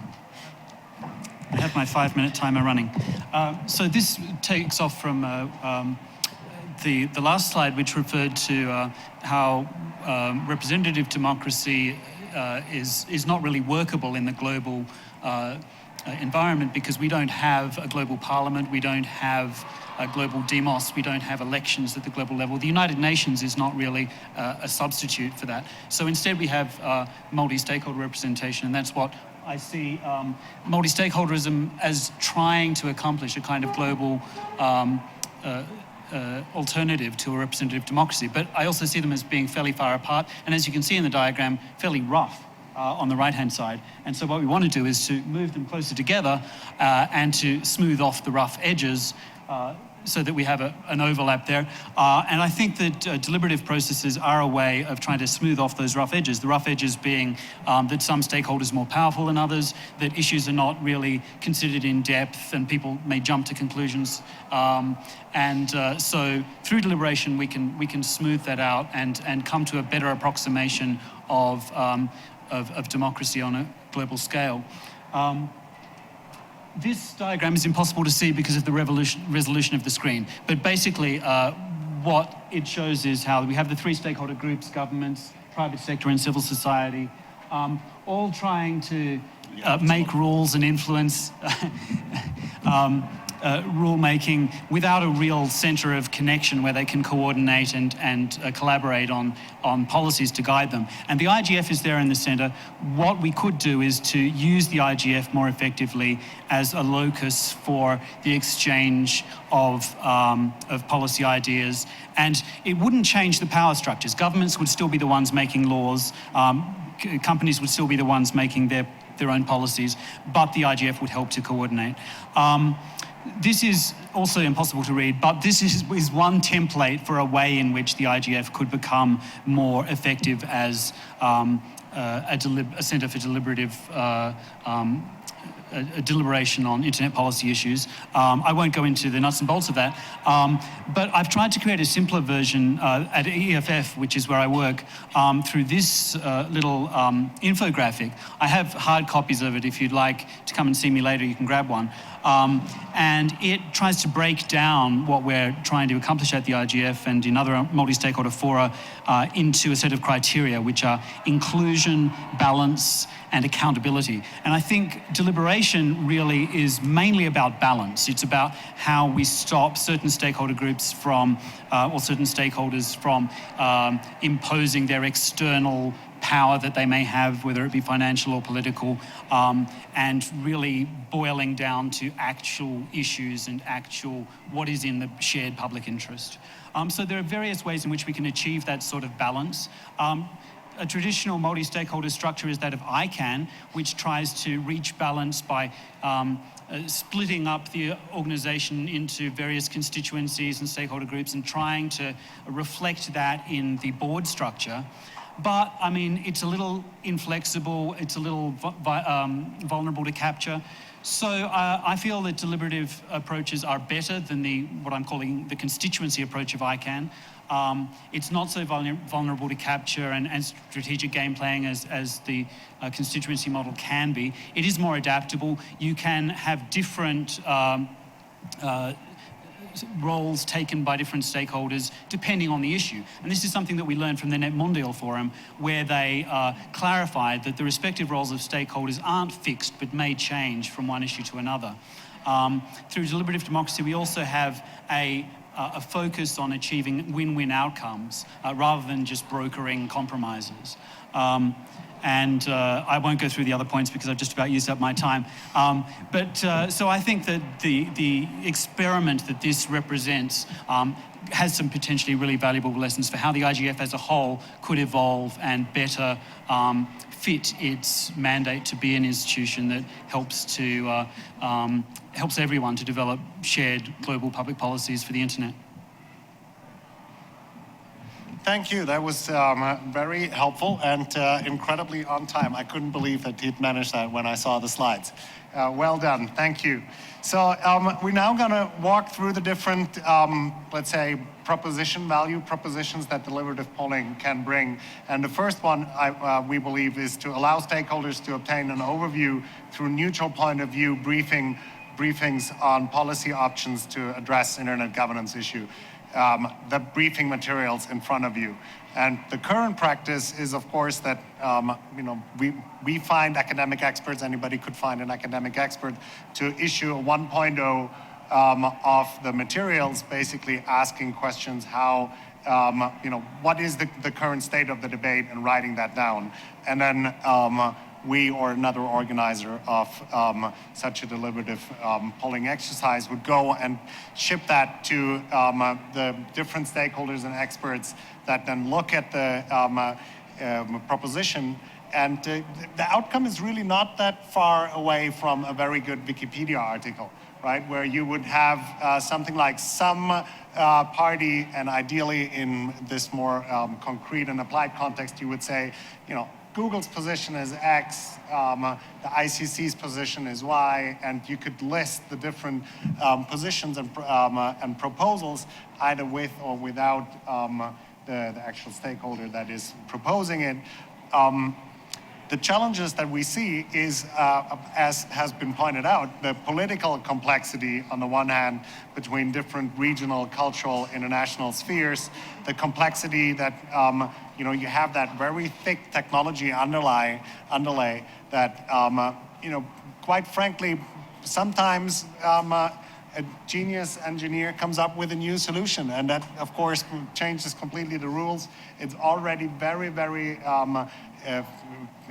complex layered arrangements when you start with the traditional internet, and they're constantly pushing the boundaries, adding medical devices, adding large area, low power networks, etc. And then of course, as we all know, these internet governance issues evolve very fast compared to other policy spheres that are discussed, like sustainable development or other areas where, yes, they're also moving, but I think the constellation in the internet not last based on the constant innovation and evolution is enormous. You've seen the materials that we've produced for this. Some of you, I believe, have seen the materials from last year's Access deliberative poll on Access for the Next Billion. Do you think this is a valuable or can be a valuable contribution or a valuable tool for internet governance and multi-stakeholder exchanges? If so, do you have ideas on how this should be made accessible? One of the challenges that I can bring up just very practically is that, of course, you don't want the people who have already reviewed the materials to then take the poll, right? So you can't just make them publicly available and say, well, just throw them on a wiki and then you have the community look at them. Well, then you've already preempted the possibility to pull these people into the actual deliberative poll later. So many practicalities. We're interested in ideas or additional challenges that we might not have considered. Martin, please. Thanks. With a RAND background, I must say informed policy making makes a lot of sense, even when it's policy making by multi-stakeholders. So an informed document is very good. I think what's crucial is to test it, particularly when it's at a global level, whether it's truly relevant in multiple regions in its setup and in its presentation. And that is a challenge that is not trivial, and that's where at ICANN a lot of work has been done already. And I don't say the perfect answers are there, but that is the challenge, to make it truly global in its presentation as well. And then I think it's the way forward to make sure that every time again that we evolved in the process, there's a clear grasping of the next level of common understanding. So yes, very much appreciate briefing material and call for making sure it's fit for the platform that we're talking at. And please continue to add from those perspectives that are most of your interest. Thank you. Any other observations or opportunities? Peng Hua, please. I guess if you're talking in trying to get policy passed or policy implemented in some form, it's a whole different ball game. I think one is that the group, and I guess it's maybe one of you, should write op-eds, because the politicians don't read academic papers. That's a fact. Like the sun rises in the east is a fact. Politicians don't read academic papers, it's also a fact. But they read op-eds, which is also a fact. So I think if you want to effect that, that's one. I think a second one would be industry groups that have concerns on policy implications. I don't know about this part of the world, but in Asia, we have something called the Asian Internet Coalition, a bunch of legal counsels of big firms. And when they think the law isn't good, they will actually go in to do something there. But it works both ways, because if you can get the AIs, these people into this, plugged into this, then perhaps the government officials also can have access to it. So we think we have a kind of a balanced and informed output, a range of reasoned options. And this can be fed to this group of people who can then bring this to the government. That will be another way in as well. I think some form, but it requires active sort of pushing and not just, like you say, putting up on a wiki. Thank you. It's hard to read, but on the overview that Jim talked you through, the right bottom corner, it says media coverage. And actually, Jim has been very successful in getting certainly national coverage for his polls, and sometimes, good international coverage. And yes, I mean, the movement of citizen engagement and, these polling approaches is really growing worldwide, right? Well, yeah, I mean, we've now done this on a country basis. We've done it in 26 countries, about 80 projects, as well as 2 European-wide projects, all 27 countries at once, with the samples convened in Brussels.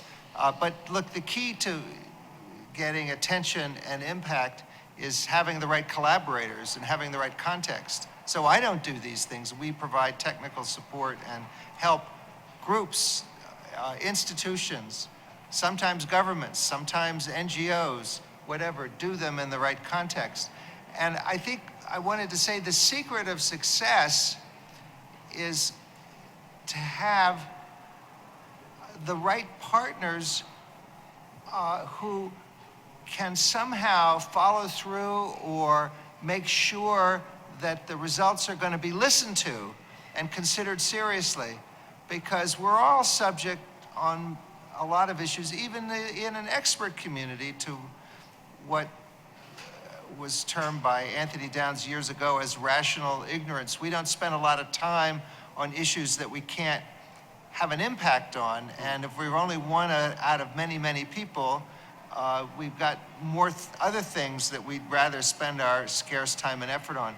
But if you're part of a sample in a deliberative poll, or even part of a discussion where you're one out of a dozen and then one out of a few hundred in a process, you feel that your voice matters. And if we can, the more we can tell people that their voice matters, the more they'll do the hard work of participating and thinking through the issues and listening to participants, citizens or netizens or whoever they are, whom they otherwise wouldn't actually speak to, and that in a civil way. And that actually is itself very satisfying, but people don't realize that beforehand. Like, this discussion I thought was extremely rich, but it's different in format, and it's almost commonsensical about how it's structured.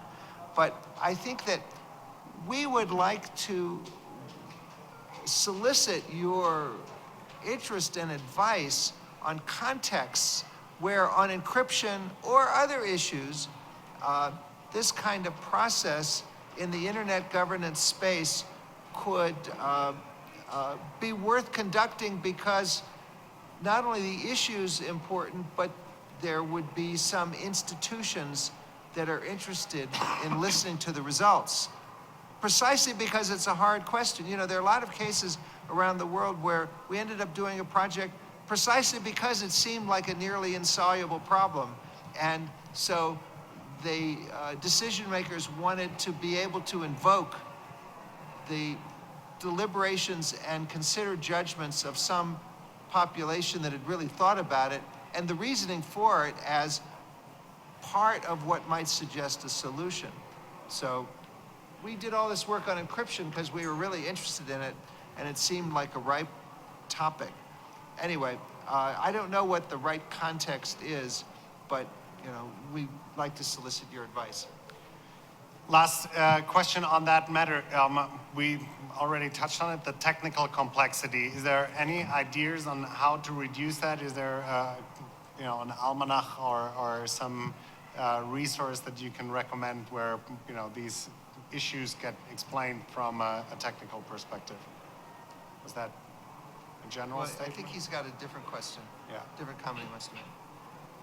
Any ideas for the technical side? Because I think that is really, really, you know, we could have added a whole book on the technology of encryption, right? And then nobody would have been then probably afterwards there were so many different understanding on the subject matter of how to encrypt stuff and what's possible and what's not possible. We don't want to make the participants in any of these deliberations, we don't want to presume to train them in technical issues. What we want to do is boil down the issues so people can see the trade-offs of what might be at stake in one policy direction or another. But we want to vet that with a technical community. We want to vet that to make sure we're reasonably accurate about it. But it's the trade-offs and the values or the value-laden goals of different kinds of results that we want people to weigh. So that's the way I would always deal with the technical issue. Can we have the next slide, please? And you wanted to come in. Just a common word. I think when we can see complexity, we can turn challenges into opportunities. So the multi-stakeholder approach is the most bright example of that. when we can discuss all the issues from different point of view. Thank you very much. Yeah. Thank you. Okay, let's move to the second value proposition, that the structured deliberation actually enables knowledge sharing in a deep way and to clarify the collective informed preferences of a given group on issues posing trade-offs.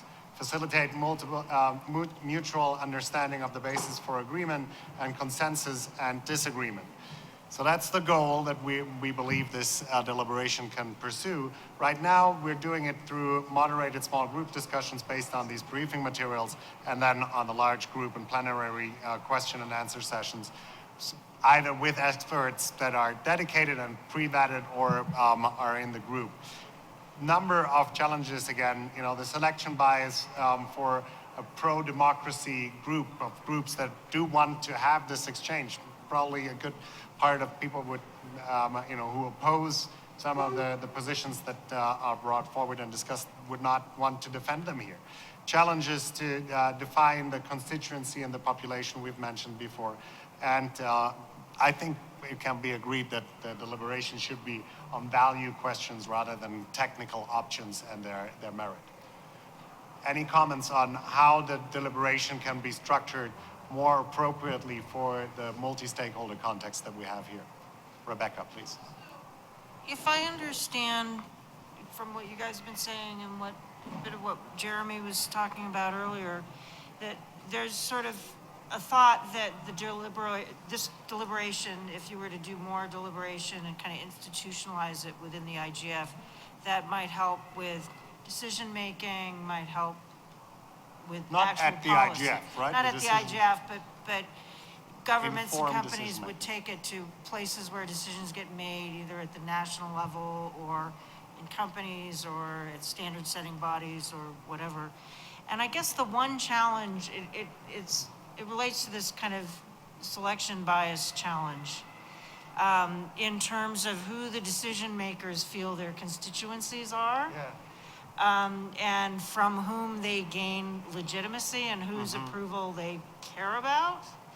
And so I wonder if limiting the deliberative polling only to those people who have funding to attend the IGF might kind of diminish the value of what you're trying to do.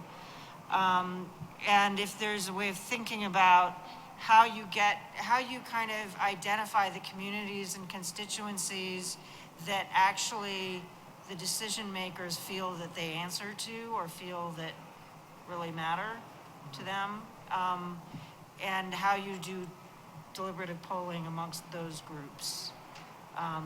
So if it's related to trade agreements, TPP, do we want it or not? Do you talk, who are the constituencies that you need to go out to do a deliberative poll with that the politicians and the executives and whoever else at various places, in terms of final sign off, that that there's some kind of connection between. Well, we're exactly in the same mind space, and again, where you go, do you kind of do some deliberative polls amongst Google users in different communities, or amongst people in different countries or regions, or what? So that's exactly where, at least I'm trying to get us to be able to do smaller experiments that then have more relevance with the respective group. But the challenge then is, the smaller the community, the more difficult to do a full DP with random stratified sample, right? So then you don't have the potential impact of referring to this is the group that, and a balanced sample of that group. But Jim, I'm sure you have comments on Rebecca's question as well. Or... Yes, it's a question of who do you want. This approach will give you the informed and representative views of a community. So then the question is, what is the community? And you need to be able to recruit the community. We could do, if we had a way of defining the internet governance population, we could do global online deliberative polling with, we do them with Google Hangouts. And we talk to ISOC tomorrow to yeah. consider that. Yeah, But so is that we then could, the right we group? could do that, or we could do with some government, or we could do with some institution. But it's got to be somebody who would actually be interested in consulting a population. We did one project inside a big corporation with its employees, but it was about human resources issues. And so they wanted to see how the employees would really realize and think about those human resource issues. So you just need to be able to define the population to make it a deliberative poll. If you want some kind of deliberative process with some other group, it can be done, but then it doesn't have the additional claim that it's representative of a broader population. So that's why we want some brainstorming about this. And let me throw open another constraint and just quality assurance is very interesting. Jim has a trademark on the deliberative polling because he wants to make sure that it's done properly, right? If we let these deliberative toolkits loose and everybody starts to implement them, you get all kinds of implementations, and some of them are good, some of them. What's that? Or they use fake news as the basis for discussion. I mean, the whole thing could go off the tracks very quickly. Yeah. We have Jeremy who wants to come in. Anybody on this side? I don't see everybody. Please just raise your hand if you want to come in. This is just a very short response to say that exactly the same thing happened to multi-stakeholderism, because that was debased so much by being used in so many contexts by organizations claiming to do multi-stakeholderism, but actually not really complying with any realistic set of what you'd expect to find in a multi-stakeholder process. And that's why on this document, we don't have the word multi-stakeholder anywhere, because we think it's actually become a bad word for a lot of people. Concerning decision making and the possible decision making, I would like just to name one date and one organization. The date is 1919, early 20th century, and the organization is ILO, International Labour Organization. It's not only governmental participants, so that this is also a kind of multi-stakeholderism of the early 20th century, but there is a decision-making body. Maybe that's the future of the IGF and the multi-stakeholder approach.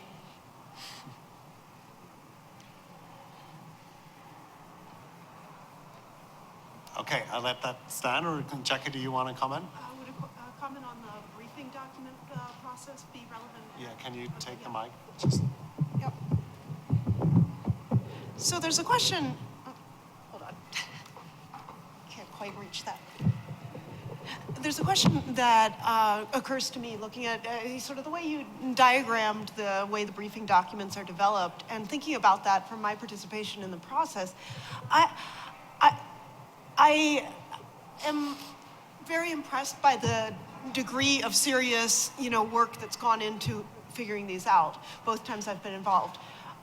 I also find myself wondering, because of the discussion today about like different national perspectives and things like this, whether there isn't a place for getting different stakeholders and different regional constituencies involved in the process earlier in preparing the briefing documents, because they play such an important role in agenda setting, and they can do their best to be objective and to cover all the different perspectives. But if it's a small group of people involved in the first phase of that, that might not be representative, it does probably influence the direction the whole thing goes. And I'm not sure how one would go about implementing that, but it seems like it might be an interesting thing to think about.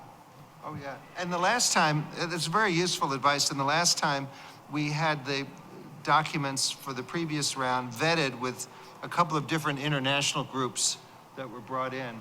And so all of that is useful in this particular context. And we did send it out this time as well. Just, it can always be improved. Let us move. I have the a strong will to get all of us out of here by 5 o'clock. So let's move to the last aspect, the one where we're proposing the value of tracking and understanding opinion shift.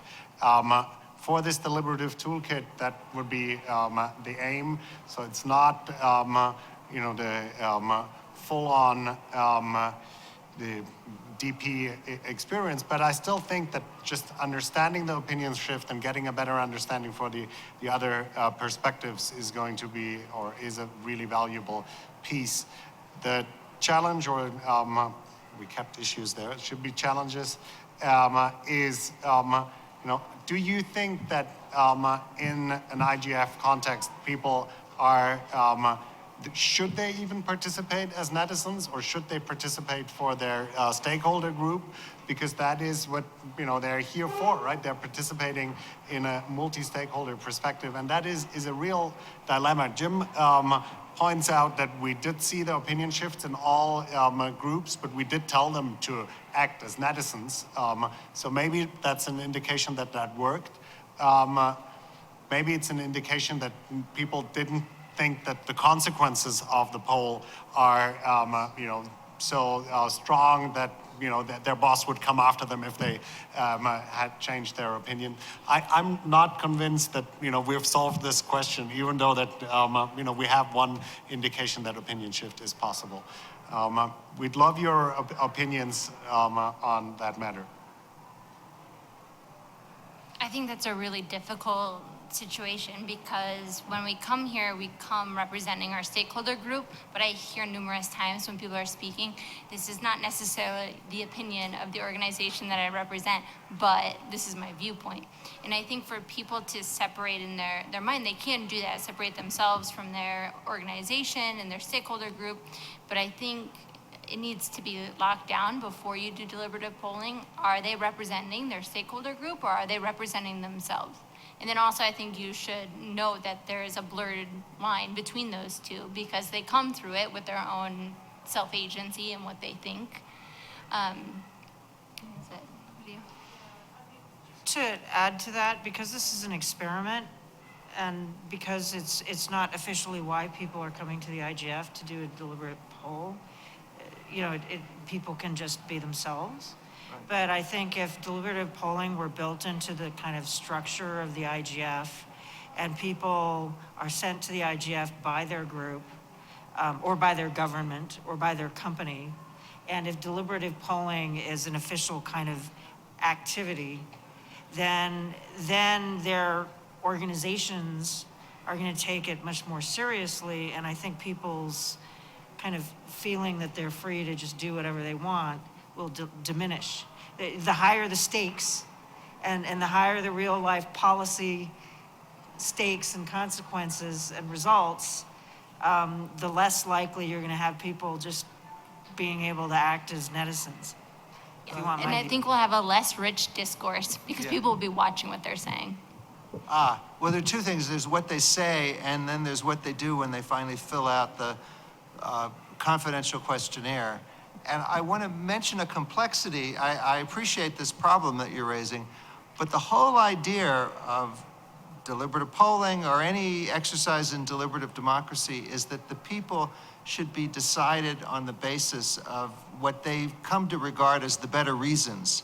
The Habermasian forceless force of the better argument, right? Now, if you are awaiting instructions from your government that has sent you, or your corporation that has sent you, they are not in the room. Just as Edmund Burke said in his famous letter to the electors of Bristol, you, the voters, are not in Parliament. I'm in Parliament listening to the reasons. You're 300 miles away. So that we want people in the group to be thinking about the merits of the argument and offering their sincere views. If that's not going to be possible, then we shouldn't do the project. I mean, there's been talked to people in the IETF who attend the IETF as individuals and ask them whether all of them are really acting as individuals. But I think there's a bit of a design flaw if you're actually going to use deliberative polling as a way to contribute to multi-stakeholder governance. To governance and policy. in having the polling all at the IGF, Oh, which no, again is, you know, it's not a random sample. It's people Sure. who Well, got that is clear. funded Yeah, to yeah, come no, we here. understand that. And No, we would and want to so, make it, yeah. whatever we do, which is why we had a portion of last time was online and global. And But they were still selected through kind of the network of people who well, they tend were to be they all were with smart. IGF. all given, but which I is mean, maybe if- why IGF is not the best venue to be starting this. Correct. With. Yeah, but then we have to find an appropriate venue. But the idea is, if we can get people to consider the merits of the argument, yes, they are informed by their background, they are informed by their experience in their institutions, but we would like to get a substantive view on the merits from all the participants, which is why I said that we're in a way drawing a sample of netizens.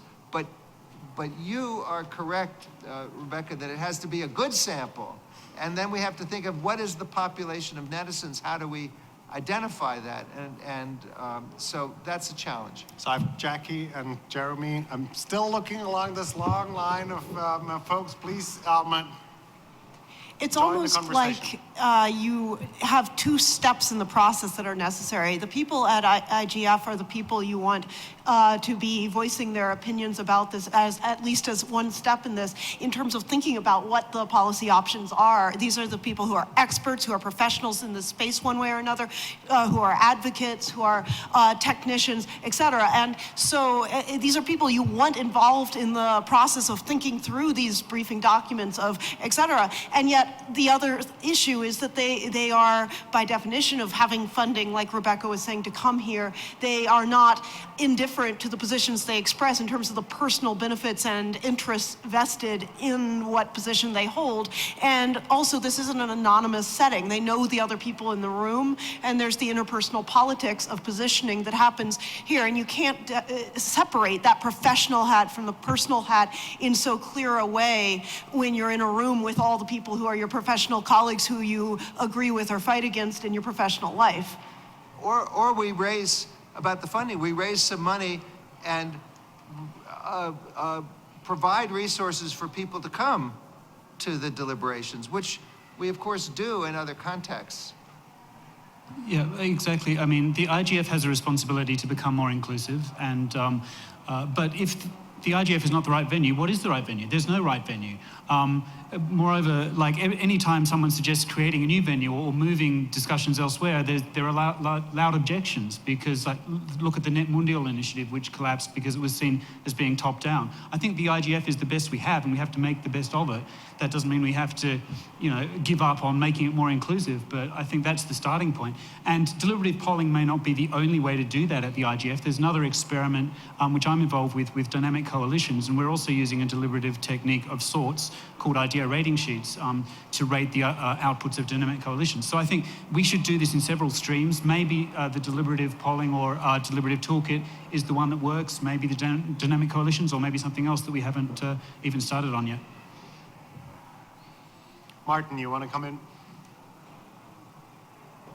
Yeah, maybe another way of thinking of it is, rather than assuming we can get a better and better sample in the room, is to have a very good description of the sample we have. So add some questions where you really try to stratify your sample against a general global view of people you would want to be sampled with, so you can have the delta between the representation of the sample and others. Because even also with the dynamic coalition process, which I'm involved in, I think the methodology that has been developed is quite good. Yet what we see is that the number of responses is such that it's rather more, it's not more than anecdotal that we can do with it. Again, it can be useful input for further discussions, but let's not make it more than it is. And in that, it has its value. James, and I would like to invite everybody who wants to come in. We're doing a last round. So the task here is a hybrid between information and representation. Jim put it that way a little while ago. And the information task, the characteristics are, you want all the right ideas in the room to be evaluated in the right way. The representation task, you want the right people to encounter those ideas. The hybrid bit is you expect that people, by having this discussion, will come out with different ideas. And to some extent, you're trading off the perfect vision of doing this information processing task. That's what you do in a philosophy tutorial. And the perfect vision of what you do in the representation task, that's what you do in a democratic poll or something like that. So there's probably no perfect answer, but if you have in mind those different components of a hybrid task, you might think about some other ways of doing things. Does everyone have to present their own actual position? Jeremy usefully took a devil's advocate position. That is true. I have Massimo and then Penghua. I could be wrong in this, of course. I think I would characterize the kind of tension here as a tension between legitimacy and diversity. You want a diversity of views and you want that broad spectrum of views coming in. But you also want legitimacy for what you produce. And at one level, you need diversity to get legitimacy. But at the end of the day, if you want to get agreement, assuming you want agreement, then diversity can work against legitimacy. And because if it's too diverse, people don't agree at all. So you don't have any outcome at all. So it's not even legitimate. So that I think the tension between legitimacy and diversity. So I think we would both object on the... You may not get agreement, but you will learn something from the fact that there is no agreement on this, and here are the reasons why. And that may set the stage for some further policy innovations that might achieve agreement in the future. But otherwise, I completely endorse what you say. Except if you don't need to get agreement, then I think that in a way the problem goes away because we are not worried who represents the views because it's not important. To understand the different positions and the trade-offs will move you further towards coming to a consensus, which consensus and agreement, the consensus has the trade-offs. You might have a very painful consensus. I mean, if there is agreement, we'll find it in the confidential questionnaires. But if we ask people just for a show of hands, could be a forced consensus where people felt pressure as in a jury to go along with the verdict of everybody else. So we'll find whatever agreement there is. We'll find what disagreement there is. We'll find the reasons for the disagreement, and that may help further move the issue forward. I want to come to Massimo, and then I think Jackie wanted to come in if we don't have a participant who wants to make another comment. Massimo, please. Giacomo, by the way, but no problem. No, I think that this idea, if you are not obliged to be from the first shot already in arriving to a consensual position, then you have to consider that you can use different methodology between the first phase in which you want to identify which are the positions of the various groups, and the second phase in which you want to incentive the positions that are possible dialogue and bridges with the others. So in the first phase, you need to have those that are the most representative possible of the various positions of their constituencies, and then you invite them because of their constituency. But in the second phase, eventually you have to invite them as the most dialoguing persons to become to come as netizen and to give their personal opinion on that. Then I want to comment on what was said before about the ILO, that is a multi-stakeholder organization. Yes, it's true, but it's a model that doesn't fit with the internet world because, as you know, at the ILO you have at the end is the national delegation that votes, and usually they are led by the government. So the only possibility that you have is to convince within your national group that this position needs to be supported by the whole group. So in reality, at the end, it's the government that prevails. And it's very difficult to have a different position. And on the top of that, at the internet, we see that there are a lot of groups that are not necessarily anymore coinciding with the country.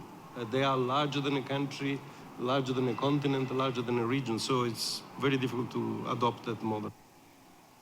Thank you, Giacomo. Please, Jackie. the more I listen to this discussion, I a second ago was, sort of intervening, saying, well, maybe this isn't the right setting. The other side of it, which I think is important, balancing this netizen versus stakeholder, we end up with a sort of, you can take it to one extreme or the other, but, you can find a space in between, but at the extremes, it's always going to be this challenge that stakeholders in the multi-stakeholder system, if you come to a venue like the IGF, are by definition representatives of particular points of view and ideas and set agendas. And it's like consociational democracy, this sort of thing. And so as a result, that's going to always lead to these set of problems we've been discussing. On the other hand, what a great discussion can be had. And in terms of impact, you've got all the people in the room who are involved in this stuff and passionate about it at the international level, who can go back to their particular constituencies, governments, local venues, and argue and debate these things, and maybe take away some insights from this discussion.